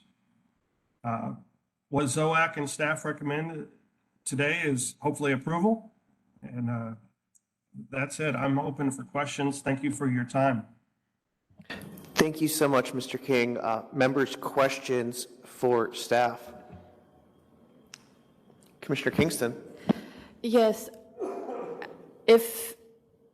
I know that we have included EV infrastructure language in some of the planned development districts lately. Have you analyzed whether there's a conflict in what's being proposed and what has already passed? And if so, how would that be treated? We've looked at it. It doesn't harm it. Most of the EV amendments to PDs have been to expand that 10%. So we're actually moving towards that in that direction rather than away from it. Commissioner Stannard? Yes, I have a question about when you said, well, we're moving towards 100%. I don't quite understand. You're not going to have a minimum that is a requirement like many of the other cities did? No, we do have a minimum, but it's in the building code, amendments, and it's in the residential code. They're not in the zoning code. So we're letting chapter 53 and 57 of the Dallas City Code handle those minimum requirements. And we're just using what we're doing in the zoning code is getting out of the way for that to happen. Interesting. So what is the Dallas Building Code's requirement? Currently, The there is no 10%? requirement. If we go back to the, They met the same day we did. we go back to this table, we require, if there's one required parking space, they have one required EV space, EV-ready space, and 2 to 10 spaces, we have 2 spaces required. This exceeds the 10% maximum that we have. So what you see here in this table is what the building code minimum requirements are. So, and we expect. What's a little hard for me to understand there is when it says the 26 plus spaces, are we at 20% that is the minimum? Are we still at 10%? Is that just the minimum for capable, not ready? We have a minimum for ready spaces, which means that there's actually plugs installed, and circuit breakers installed of 2, which is around 7.7%. But we have to have a minimum number of capable spaces of 20% of total parking spaces. That's So, interesting that they 26 did plus. 7. Okay, I have another question too. That's interesting that we're so much lower, quite frankly, than Chicago and Atlanta, which are cities that I think we are more equivalent to. That's very disappointing. But I have another question. If on the ADA, if you were proposing that, you mentioned it, would that be that there would be an ADA EVSE on top of whatever the requirements here are? So that if you had 2 spaces that you're requiring be EVSE capable, and then are you saying the ADA one would be in addition to that? And that's not me with the background noise. I'm sorry, I don't think it's me, but what we have with the ADA spaces is we can't speculate what the requirements are going to be. We expect them to come soon.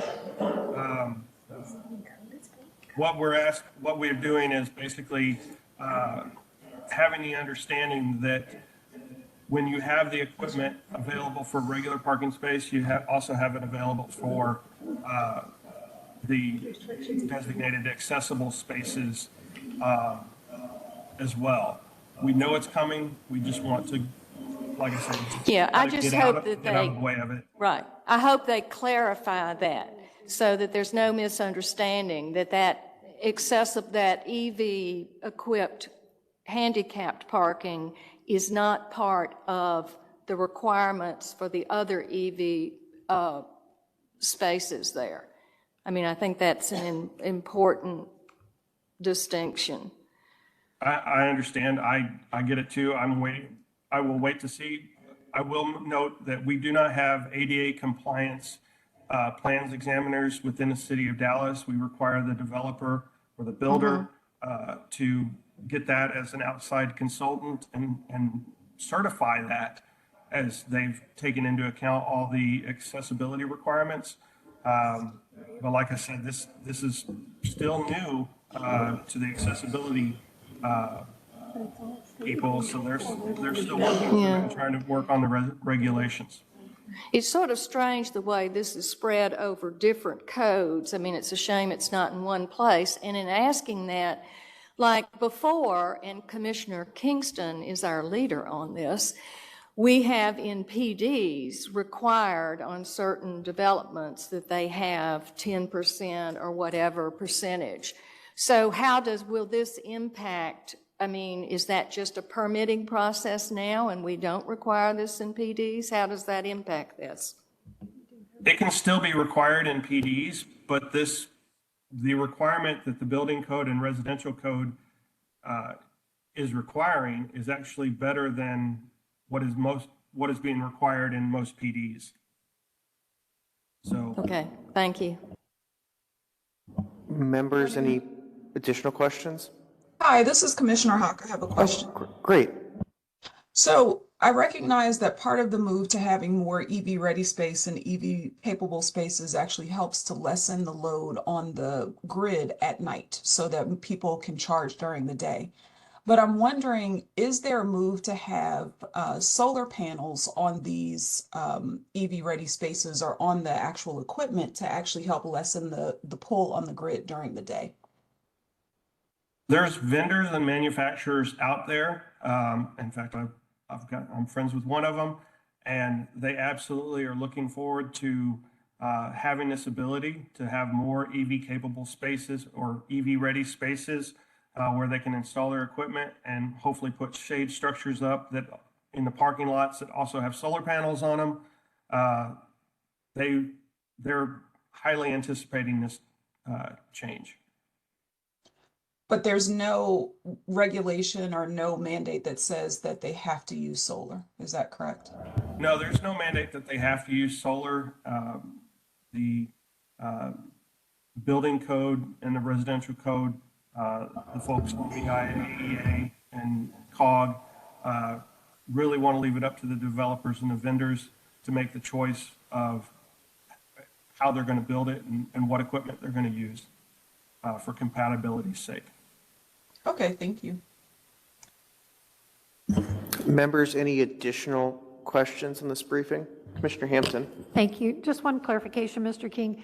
you noted that the equipment is proposed to be allowed when 6 feet less or height, 6 feet or less in height, and it may be located where an off-street parking space is allowed. That is trying to cover items within the setback, but set a height that's commensurate with, for instance, a fence height or other structures, but not a canopy or other types of facilities that would need to be located outside of a setback line. Is that correct? That is correct. Thank you. Thank you, Mr. Chair. Commissioner Treadway? I just have a question because I don't have an electric car, so I'm not sure. The definition of service station, what's been added is a facility for the retail sale of motor vehicle fuel dispensed from electric vehicle supply equipment. So does that mean a service station, the definition of service station is just, you could still get fuel there, but you can also charge? It's just a question. Yes? You have to, yes, it is. Okay, and then whereas the accessory electric vehicle charging station is just purely electric with no fuel? Correct. Okay, thank you. Members, any additional questions? For those of you online, just speak up. It's a little hard to see you. All right, seeing none, let's move on to the briefing of our zoning cases. We'll start with Mr. Pepe on Z212-273. Yeah, why don't we take a 5-minute break real quick? So we'll be back at 11:05. Mr. Blair is back. It is 11:08. We're back on the record, Commissioners. We're moving on to case number 3, Z212-273. And Mr. Pepe, good morning, sir. Good morning.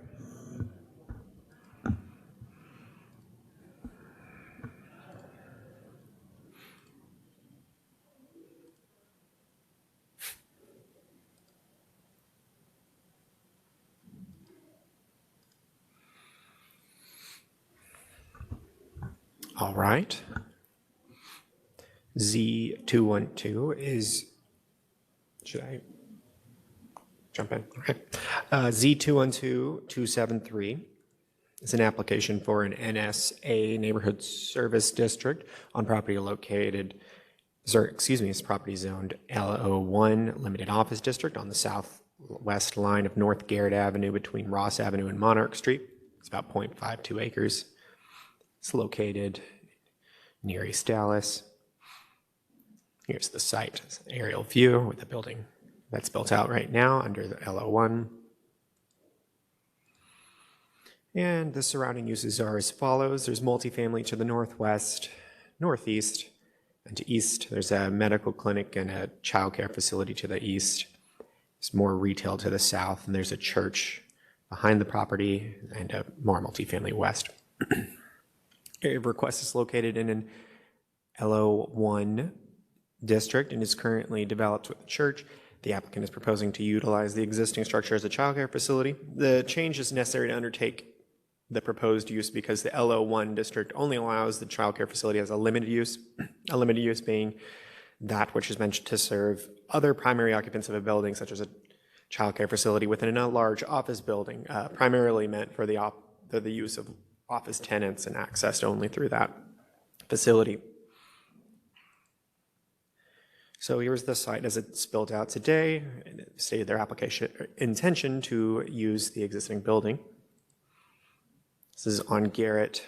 That's looking down Garrett farther south.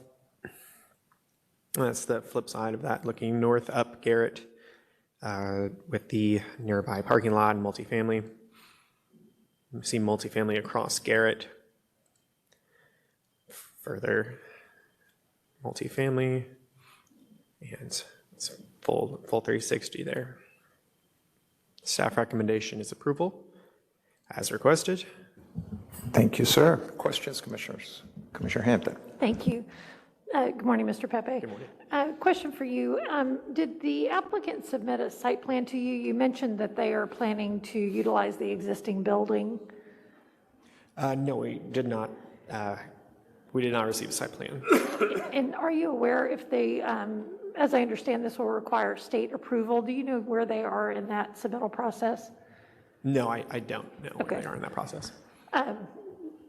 Okay. Do you know if there's any other additional requirements such as playgrounds or other amenities that are required as a part of this use and how those might be located? I don't know anything else about the state requirements for daycare facility. I know we've had a little bit of discussion, but where they relate to the zoning, I think we can cover that as much as we know, but I don't know anything else about the state requirements. Okay. And then did you have any discussions about how the operator intends to handle drop-off, if there will be drop-off, if there'll be parking on site, and how that's reviewed? I understand that'll be reviewed at permitting? Yeah, that will be reviewed at permitting. Usually the daycare use is a by right use. It doesn't include anything like a traffic management plan or anything like that. They are sufficiently, at least as the building's built out today, they're parked well above the requirement for a daycare facility. They're overparked by 170%, so they should have sufficient parking based on code requirements, but that queuing and parking review will be undertaken at permitting. Okay. And I guess I will ask a follow-up. You mentioned that you were not aware that they have in fact filed with the state. The applicant has advised me, and as I understand, they are licensed for 51 children. And does that seem appropriate based on the size of the facility and your evaluation based on the zoning code? Yes. Okay, thank you. Thank you, Mr. Chair. Thank you. Commissioners, any other questions on this item? Okay, we'll keep moving. Case number 4.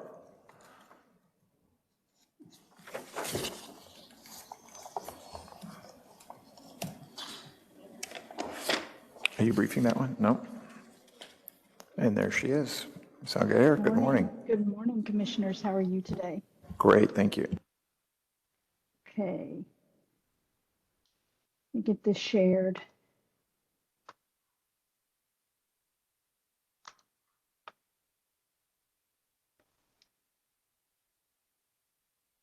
Is the PowerPoint displaying? for Not everyone? yet.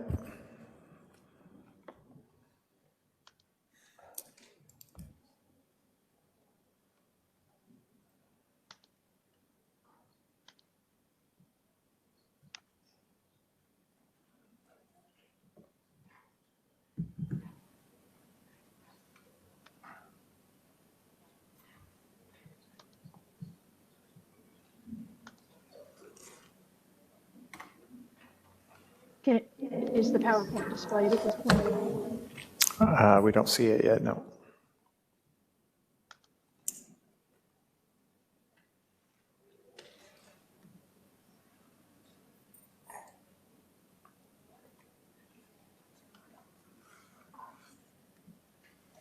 We can see it now. Thank you. Awesome. Okay, great. So this is Z212323. It is an application for an LI Light Industrial District on property zoned in AA Agricultural District, located on the west line of Bonneview Road, south of Telephone Road. Request site is approximately 2.8 acres.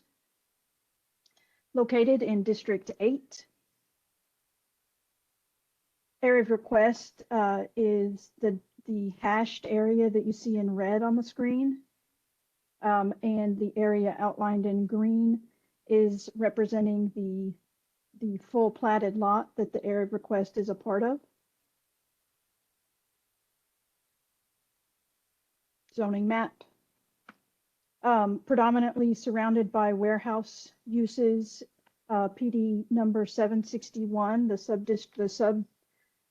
sub-area LI of that PD is across Bonneview to the east. As I mentioned, the area of request is part of an existing platted lot. The lot itself is undeveloped at this point, currently zoned AA. The applicant is proposing to develop their portion of the property with office and warehouse uses. It is The request site is in an area that is generally transitioning from agricultural land to warehouse and supporting non-residential uses. And as I mentioned, the Dallas Logistics Port Special Purpose District is to the east across Bonneview Road. And this particular site has no residential adjacency, although there is a single family home at the corner of Telephone Road and Bonneview, but it's not anything that would be considered adjacent based on our code. Development standards. The proposed property, although typically it would have a 15-foot front yard setback in the new zoning district, because the same block face has existing agricultural zoning. Even with the zoning change, the property will be required to maintain that 50-foot front setback, no side or rear, and 80% lot coverage. There's not a lot of really great photos here. It's an undeveloped property, so just a few shots of the site and surrounding. This is a site from Bonneview Road. Again, from Bonneview Road. Adjacent property moving towards Telephone Road. This is also undeveloped. And then back behind the request site off of Telephone Road, there is some outside storage of commercial vehicles. And warehouse, the Kroger warehouse is at the corner of Bonneview and Telephone Road. Also at the corner of Telephone and Bonneview, I mentioned that there was a single family residence. And then warehouse uses across Bonneview in the PD number 761 sub LI. Looking south along Bonneview, more undeveloped property. And then this is actually the adjacent part of the platted lot, not in the request site, but it's part of the platted lot that it belongs to. Staff recommendation is approval. Commissioner Treadway. Hi, good morning. I was wondering, in the zoning history, it said that case Z189252 their request was approved and they had deed restrictions. And I was just curious about what deed restrictions were given in that case. The deed restrictions in 189252. Correct. The one you're asking about. They prohibited certain uses on the property. And do you know what those uses were?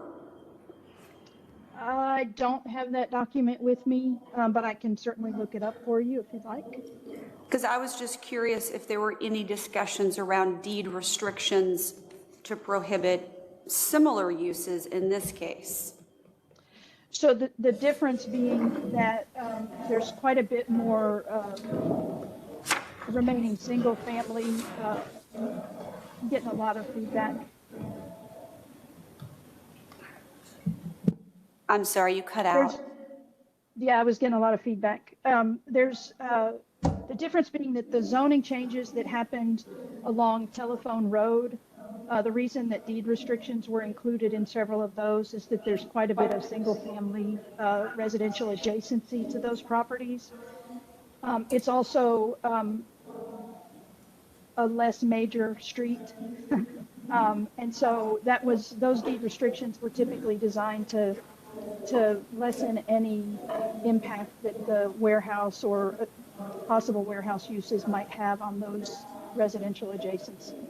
And so with this site not having that same residential adjacency, with it being immediately adjacent to PD 761, which is the Logistics Port Special Purpose District, already having several warehouses built out surrounding the site. We did not have any discussion of deed restrictions. It's not really something that staff can ask of an applicant, but it's certainly something that Commission could entertain and bring up with the applicant if you felt it was wise to do so. Okay, thank you for the background. Yes, ma'am. Any other questions, commissioners? Okay, we'll keep moving. Thank you very much, Ms. Aguirre. Commissioners, we'll move to case number 5. This case has not been briefed. Back to you, Mr. Pepe.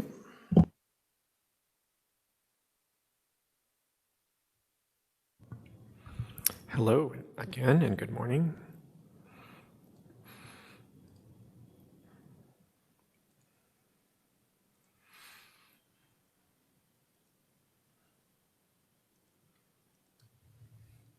This is Z212251.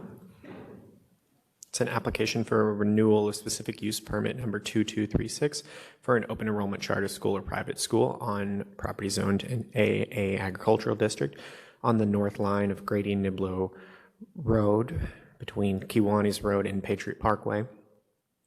On the north line, and the purpose of the request is to allow the private school to continue to operate on this site. No additional classrooms are proposed.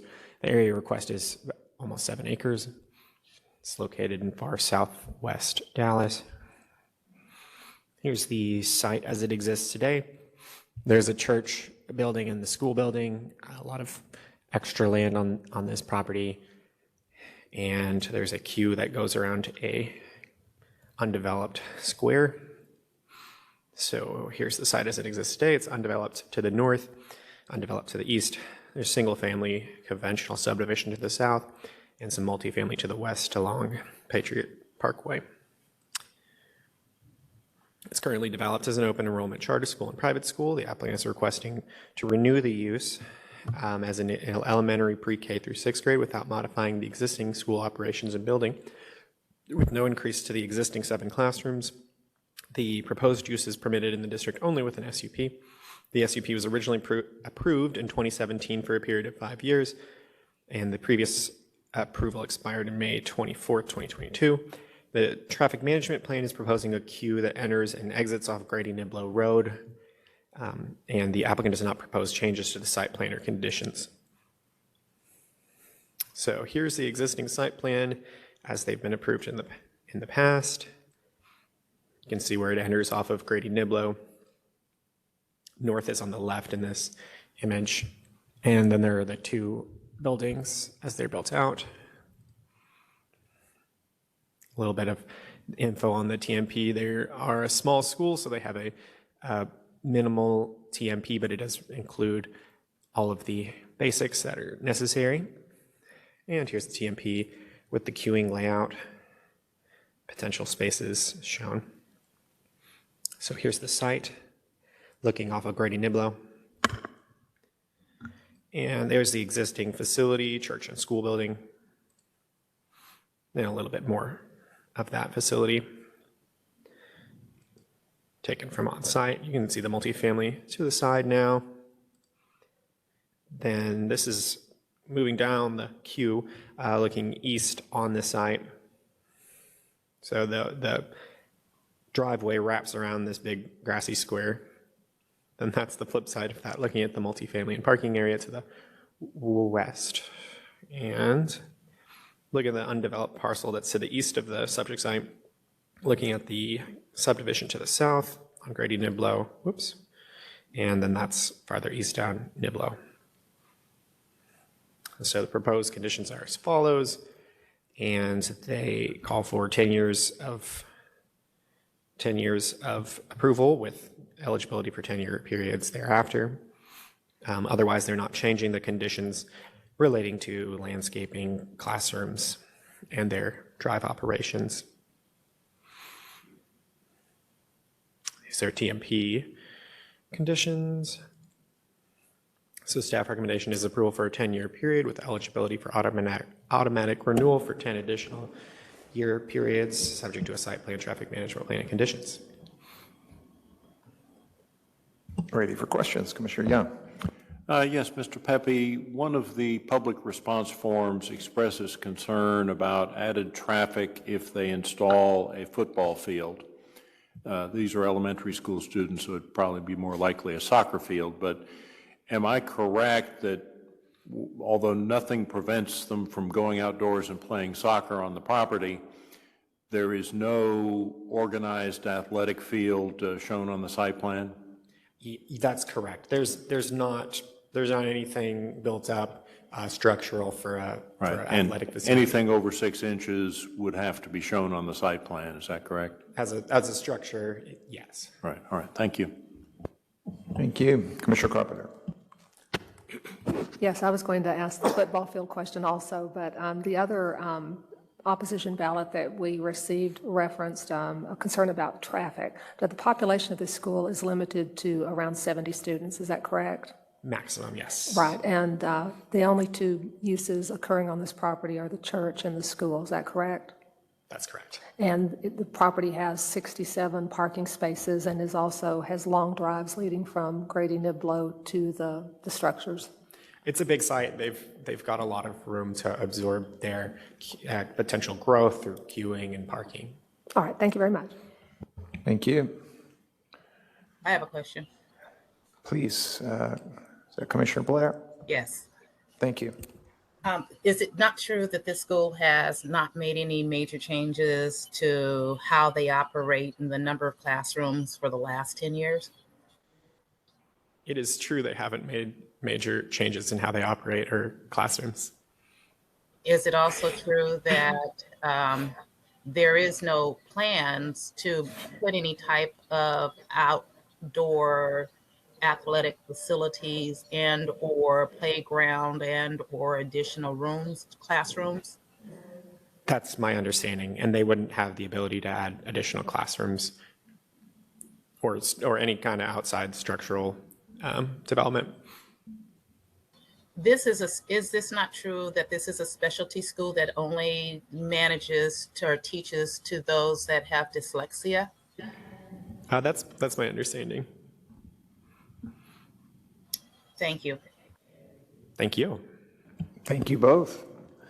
Any other questions, commissioners? Okay, we'll move on to the next item. Ms. Algarier, can you please give us updates on case number 6, Z212261? Absolutely. So since the December 15 CPC hearing, applicant and staff have worked together to resolve the items that were previously listed as outstanding in those case reports. They have submitted a revised site plan, which I will display here in 2 seconds. Revised site plan and revised traffic management plan, which staff is recommending approval of the site plan, traffic management plan as submitted. And also, since the last hearing, applicant has agreed to all of staff's recommended conditions. Let me display that site plan. So here's the revised site plan. Recall that the major issue previously had to do with this drive approach, the westernmost drive approach on Glenwick. The applicant had angled that approach in response to some of staff's initial feedback, but that brought up some other issues that staff had some concerns with safety issues. So the driveway has been placed back at 90 degrees. Traffic management plan outlines some additional signage, limiting traffic from Inwood during drop-off and pickup times, limiting parking along Glenwick. And so basically with all these additional items added to the traffic management plan, staff supports this version of the drive approach as the safer of the two options and does recommend approval of this. The other main issue, I guess, would have had to do with the maneuvering over here at the service drive. And although it's not really an ideal condition, traffic engineering does support approval of the plan as shown, noting that a couple of things.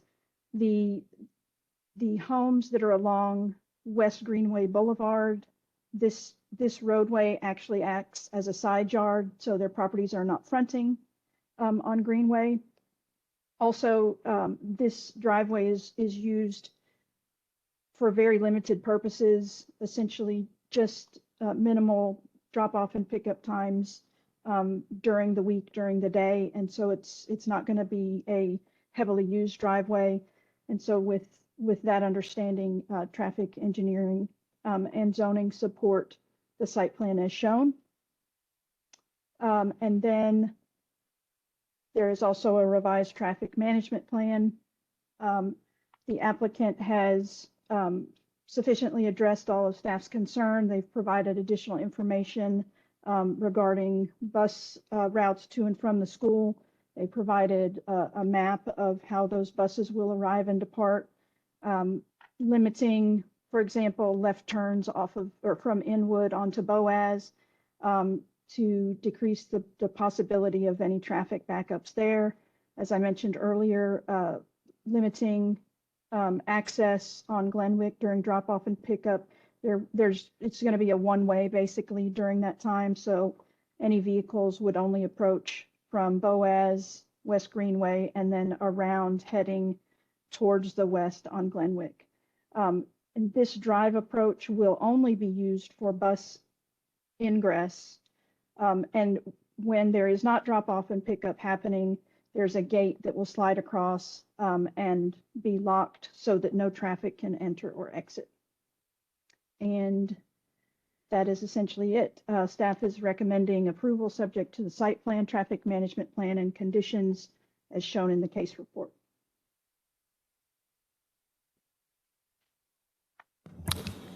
Questions, commissioners? Commissioner Standard. Yes. Well, I'm glad we were able to put in writing finally all of our agreements of December 9th. But anyway, one thing, I don't know on the traffic plan I don't know if Steve Stoner did this. Is he online or not? Or He'll be on the, maybe in the hearing. well, I can say it now. Just did you notice, Ms. Algier, that on page 627 of the traffic plan, that it says on A, Glenwick Lane one-way. It should be one-way westbound, not on-way. And normally I wouldn't point that out, but because that is a major part of the traffic plan, I am. And number two, did you notice on B, I think this is a little confusing. Do not enter and no turning signs during school hours to be installed on, I would think it should be northbound intersection because you're coming up Inwood, because you can't go west on the street, so it wouldn't be westbound. So you might just look in that as a technical thing. Certainly, we'll do that. And then when I make my motion, I plan to add some SUP time on it. So that's it. Thanks. Thank you. Any other questions, commissioners, on this item? We'll keep moving then. Case number 7 has not been briefed. Mr. Pepe, thank you. Good morning, once again.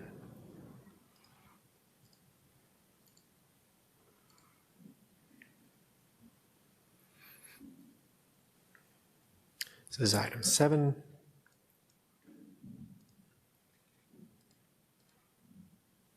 Z212279. It's an application to renew specific use permit number 2102 for the sale of alcoholic beverages in conjunction with a general merchandise or food store greater than 3,500 square feet on property zoned RR Regional Retail District within D1 Liquor Control Overlay located northwest of the intersection of South Walton Walker Boulevard and Duncanville Road. The purpose of the request is to allow the sale of alcoholic beverages in conjunction with a general merchandise or food store greater than 3,500 square feet located in the existing building on this site to continue. The area of request is 2.1 acres. It's located in southwest Dallas. It's an aerial map of the property as it's built out today. And so far to the northeast, there's single family, there's retirement housing across the street to the east, and auto service uses to the south, east, and south. So industrial indoor distribution center to the southwest, and mini warehouse use to the north. They're seeking to renew that SUP for alcohol sales within the existing convenience store. The property is currently developed as a motor vehicle fueling station with a convenience store, 7-Eleven. The request site for the SUP is in SUP 2102, and it was originally approved in August 2015 for a 2-year period with eligibility for automatic renewals for additional 5-year periods thereafter. The SUP was automatically renewed in 2017 for a 5-year period.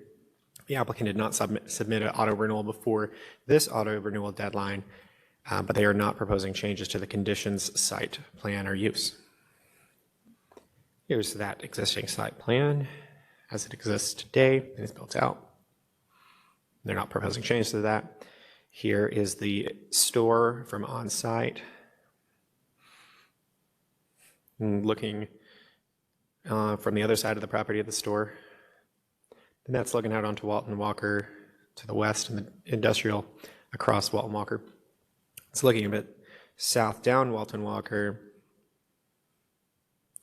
And then from the site, you can see retirement housing to the east, and then up Duncanville Road to the north.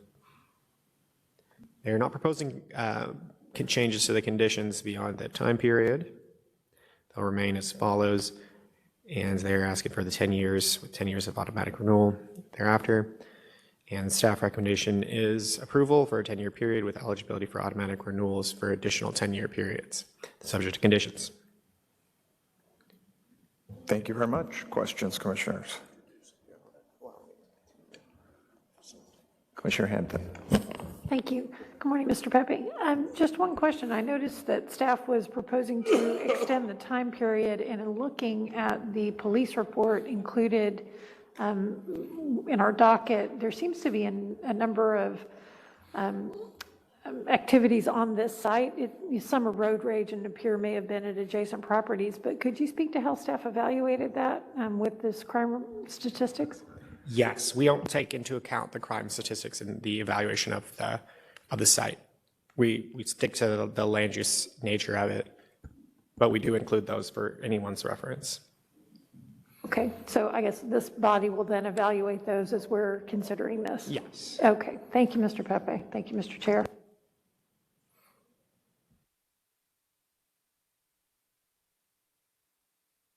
Any other questions, commissioners? Thank you very much, Mr. Pepe. Number 8.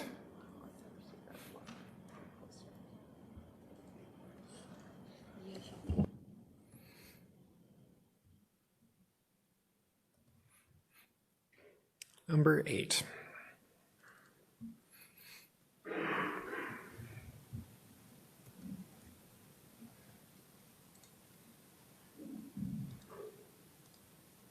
That's going to be Z212302. It's an application for an amendment to Plan Development District 456, Subarea B, to allow for an early childhood education center use located on the north line of Stoltz Road between Bound Brook Avenue and Clearwater Drive. And the purpose of the request is to allow the proposed use of an early childhood education center within an existing building within the existing facility, Presbyterian Village North. The whole sub-area is 57.07 acres, and it's located in northeast Dallas. And this is the map of the entire sub-area, which is much larger than the use itself. But that's how this PD works, is it has various sub-areas and they're generally one facility without property lines in between.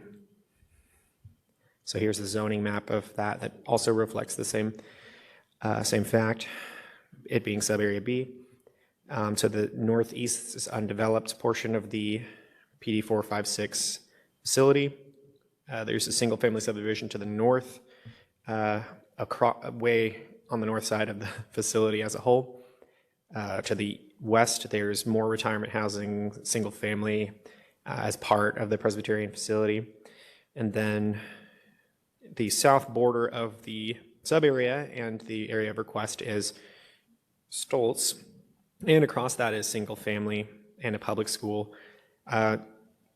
The area of request and where the use would be authorized is only in the southwest, is a building in the southeast portion, which is across from the public school, and is in that existing building. Oh yeah, and then to the east there's a single-family large lot home. So the PD was originally approved in 1996 for the development of retirement, nursing, housing facility, support other supporting facilities are included in that PD, and it's been amended once since. The main uses permitted within the PD are adult daycare facility, convalescent nursing home, hospice care, related institutions, retirement housing, and these are also what's built out currently on the sub-area. And they're requesting to modify sub-area B to define this new use as an early childhood education facility. And here's the definition. The original docket had a little bit less clarification. This version has a little more clarification that was suggested previously. And so that is the definition as it stands now, with no more than 8 classrooms.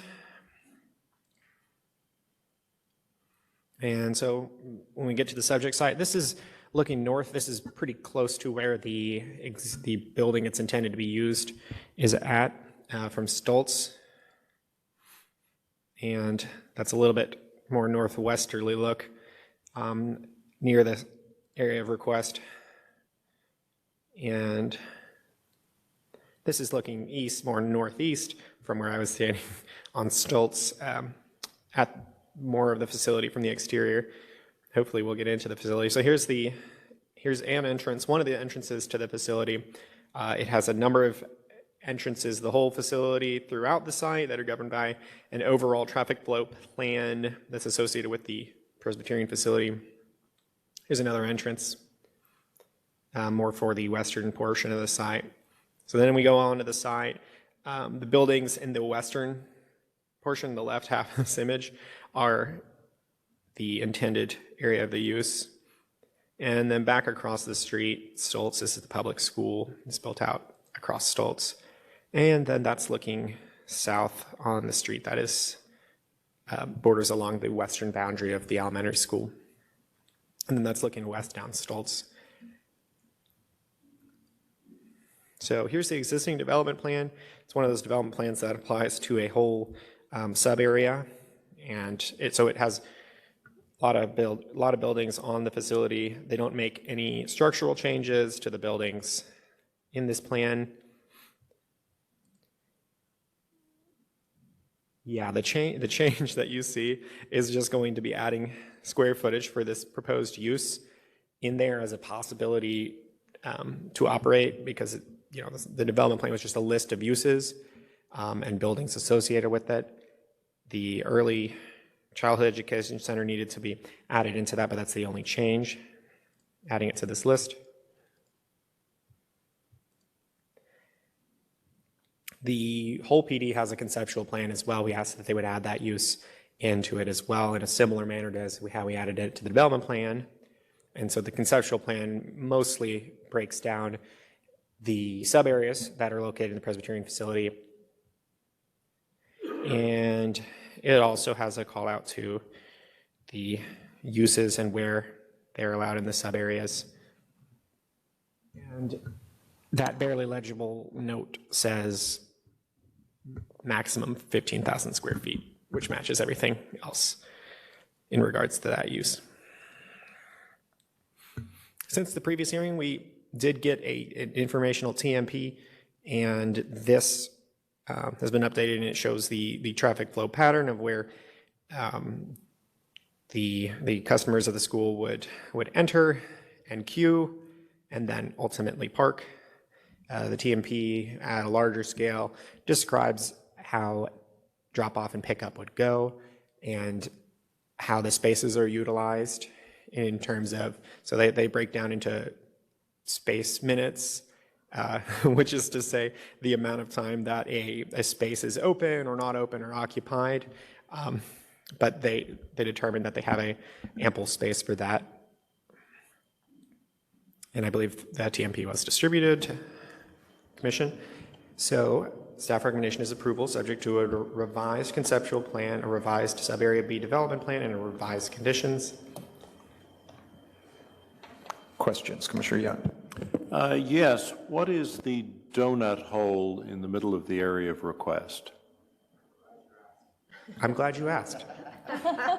I'm sure you would be. That's a different sub-area in short, and I cannot remember exactly what uses are allowed in sub-area E off of the top of my head, but basically what the conceptual plan does for Presbyterian facilities is lightly designate uses into different areas, but E is a sub-area within the area of request, because the area of request is not limited to the facility. You know, we're zoning land. They're rezoning technically the whole sub-area, so that is. For some reason, we're not zoning sub-area E, and I guess we have to assume that it wasn't necessary to do so. It's not in, it's the area where they're going to operate the facility is not in sub-area E. Okay. They only want to modify, they're trying to keep the changes to the PD minimal, so we're only modifying sub-area B, and it structurally won't be important to change E. Thank you. Commissioner Stannard? Yes, I'm just curious more from a learning standpoint. Two things. Now, this is in the middle of Presbyterian North, right? Yes. Which is an assisted living facility? That's correct. That's interesting, fascinating. They're putting a preschool. But here's my question. Why was this done as an amendment to the PD as opposed to an SUP? I mean, I did hear you say that it wasn't a listed use, but I'm just curious why this procedure was used instead of a specific use permit. Well, if I recall, it's not listed as an SUP use in the condition document of the original PD. So you have to amend the PD to add that use in. Yeah, so the original PD was pretty prescriptive, and it said only uses of adult daycare facility, convalescent nursing home, retirement housing, and then they have some kind of ancillary uses that support those, none of which are a child care facility or preschool. So they had to amend the PD to add this in. Good. I just was curious for future to understand that. It's a pretty prescriptive PD, and it was narrow in how it was originally written. Commissioner House, then Commissioner Wheeler.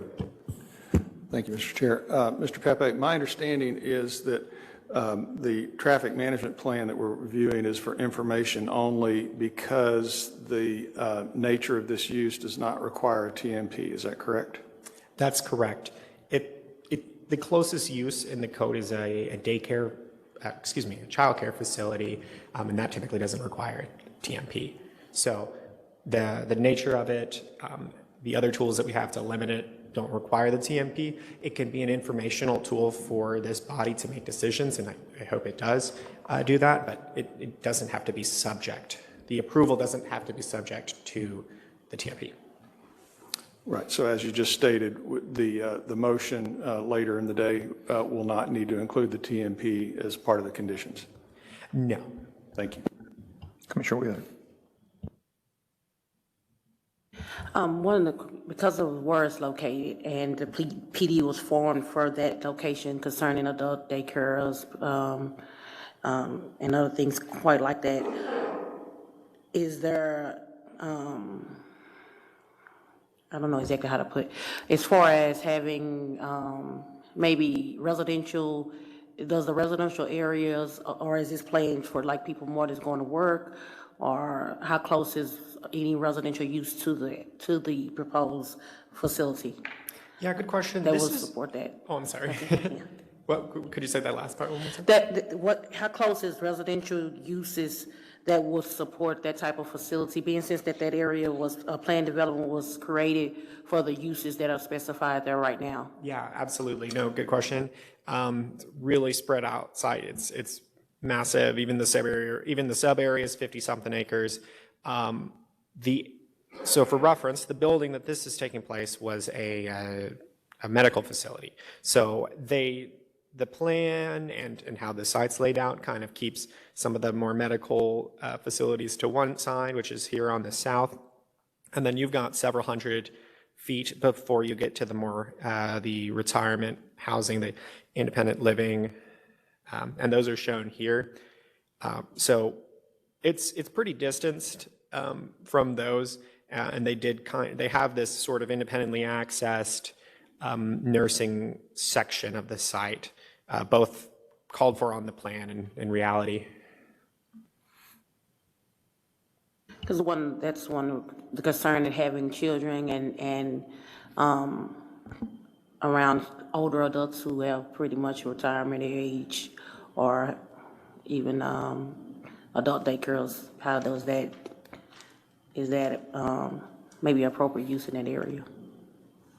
I think that because of the nature of the site, and they have actually independent accesses for the vehicles, for other means, it's going to be pretty confined to its own building and accessed per the traffic flow diagram pretty independently. Any other questions, commissioners? Okay, thank you very much, Mr. Pepe. Commissioners, let's go ahead and take our lunch break, and we'll come back after the hearing begins and brief the last case. So it's 11:53, and that concludes the briefing of the Dallas City Planning Commission. We'll see you at 12:30.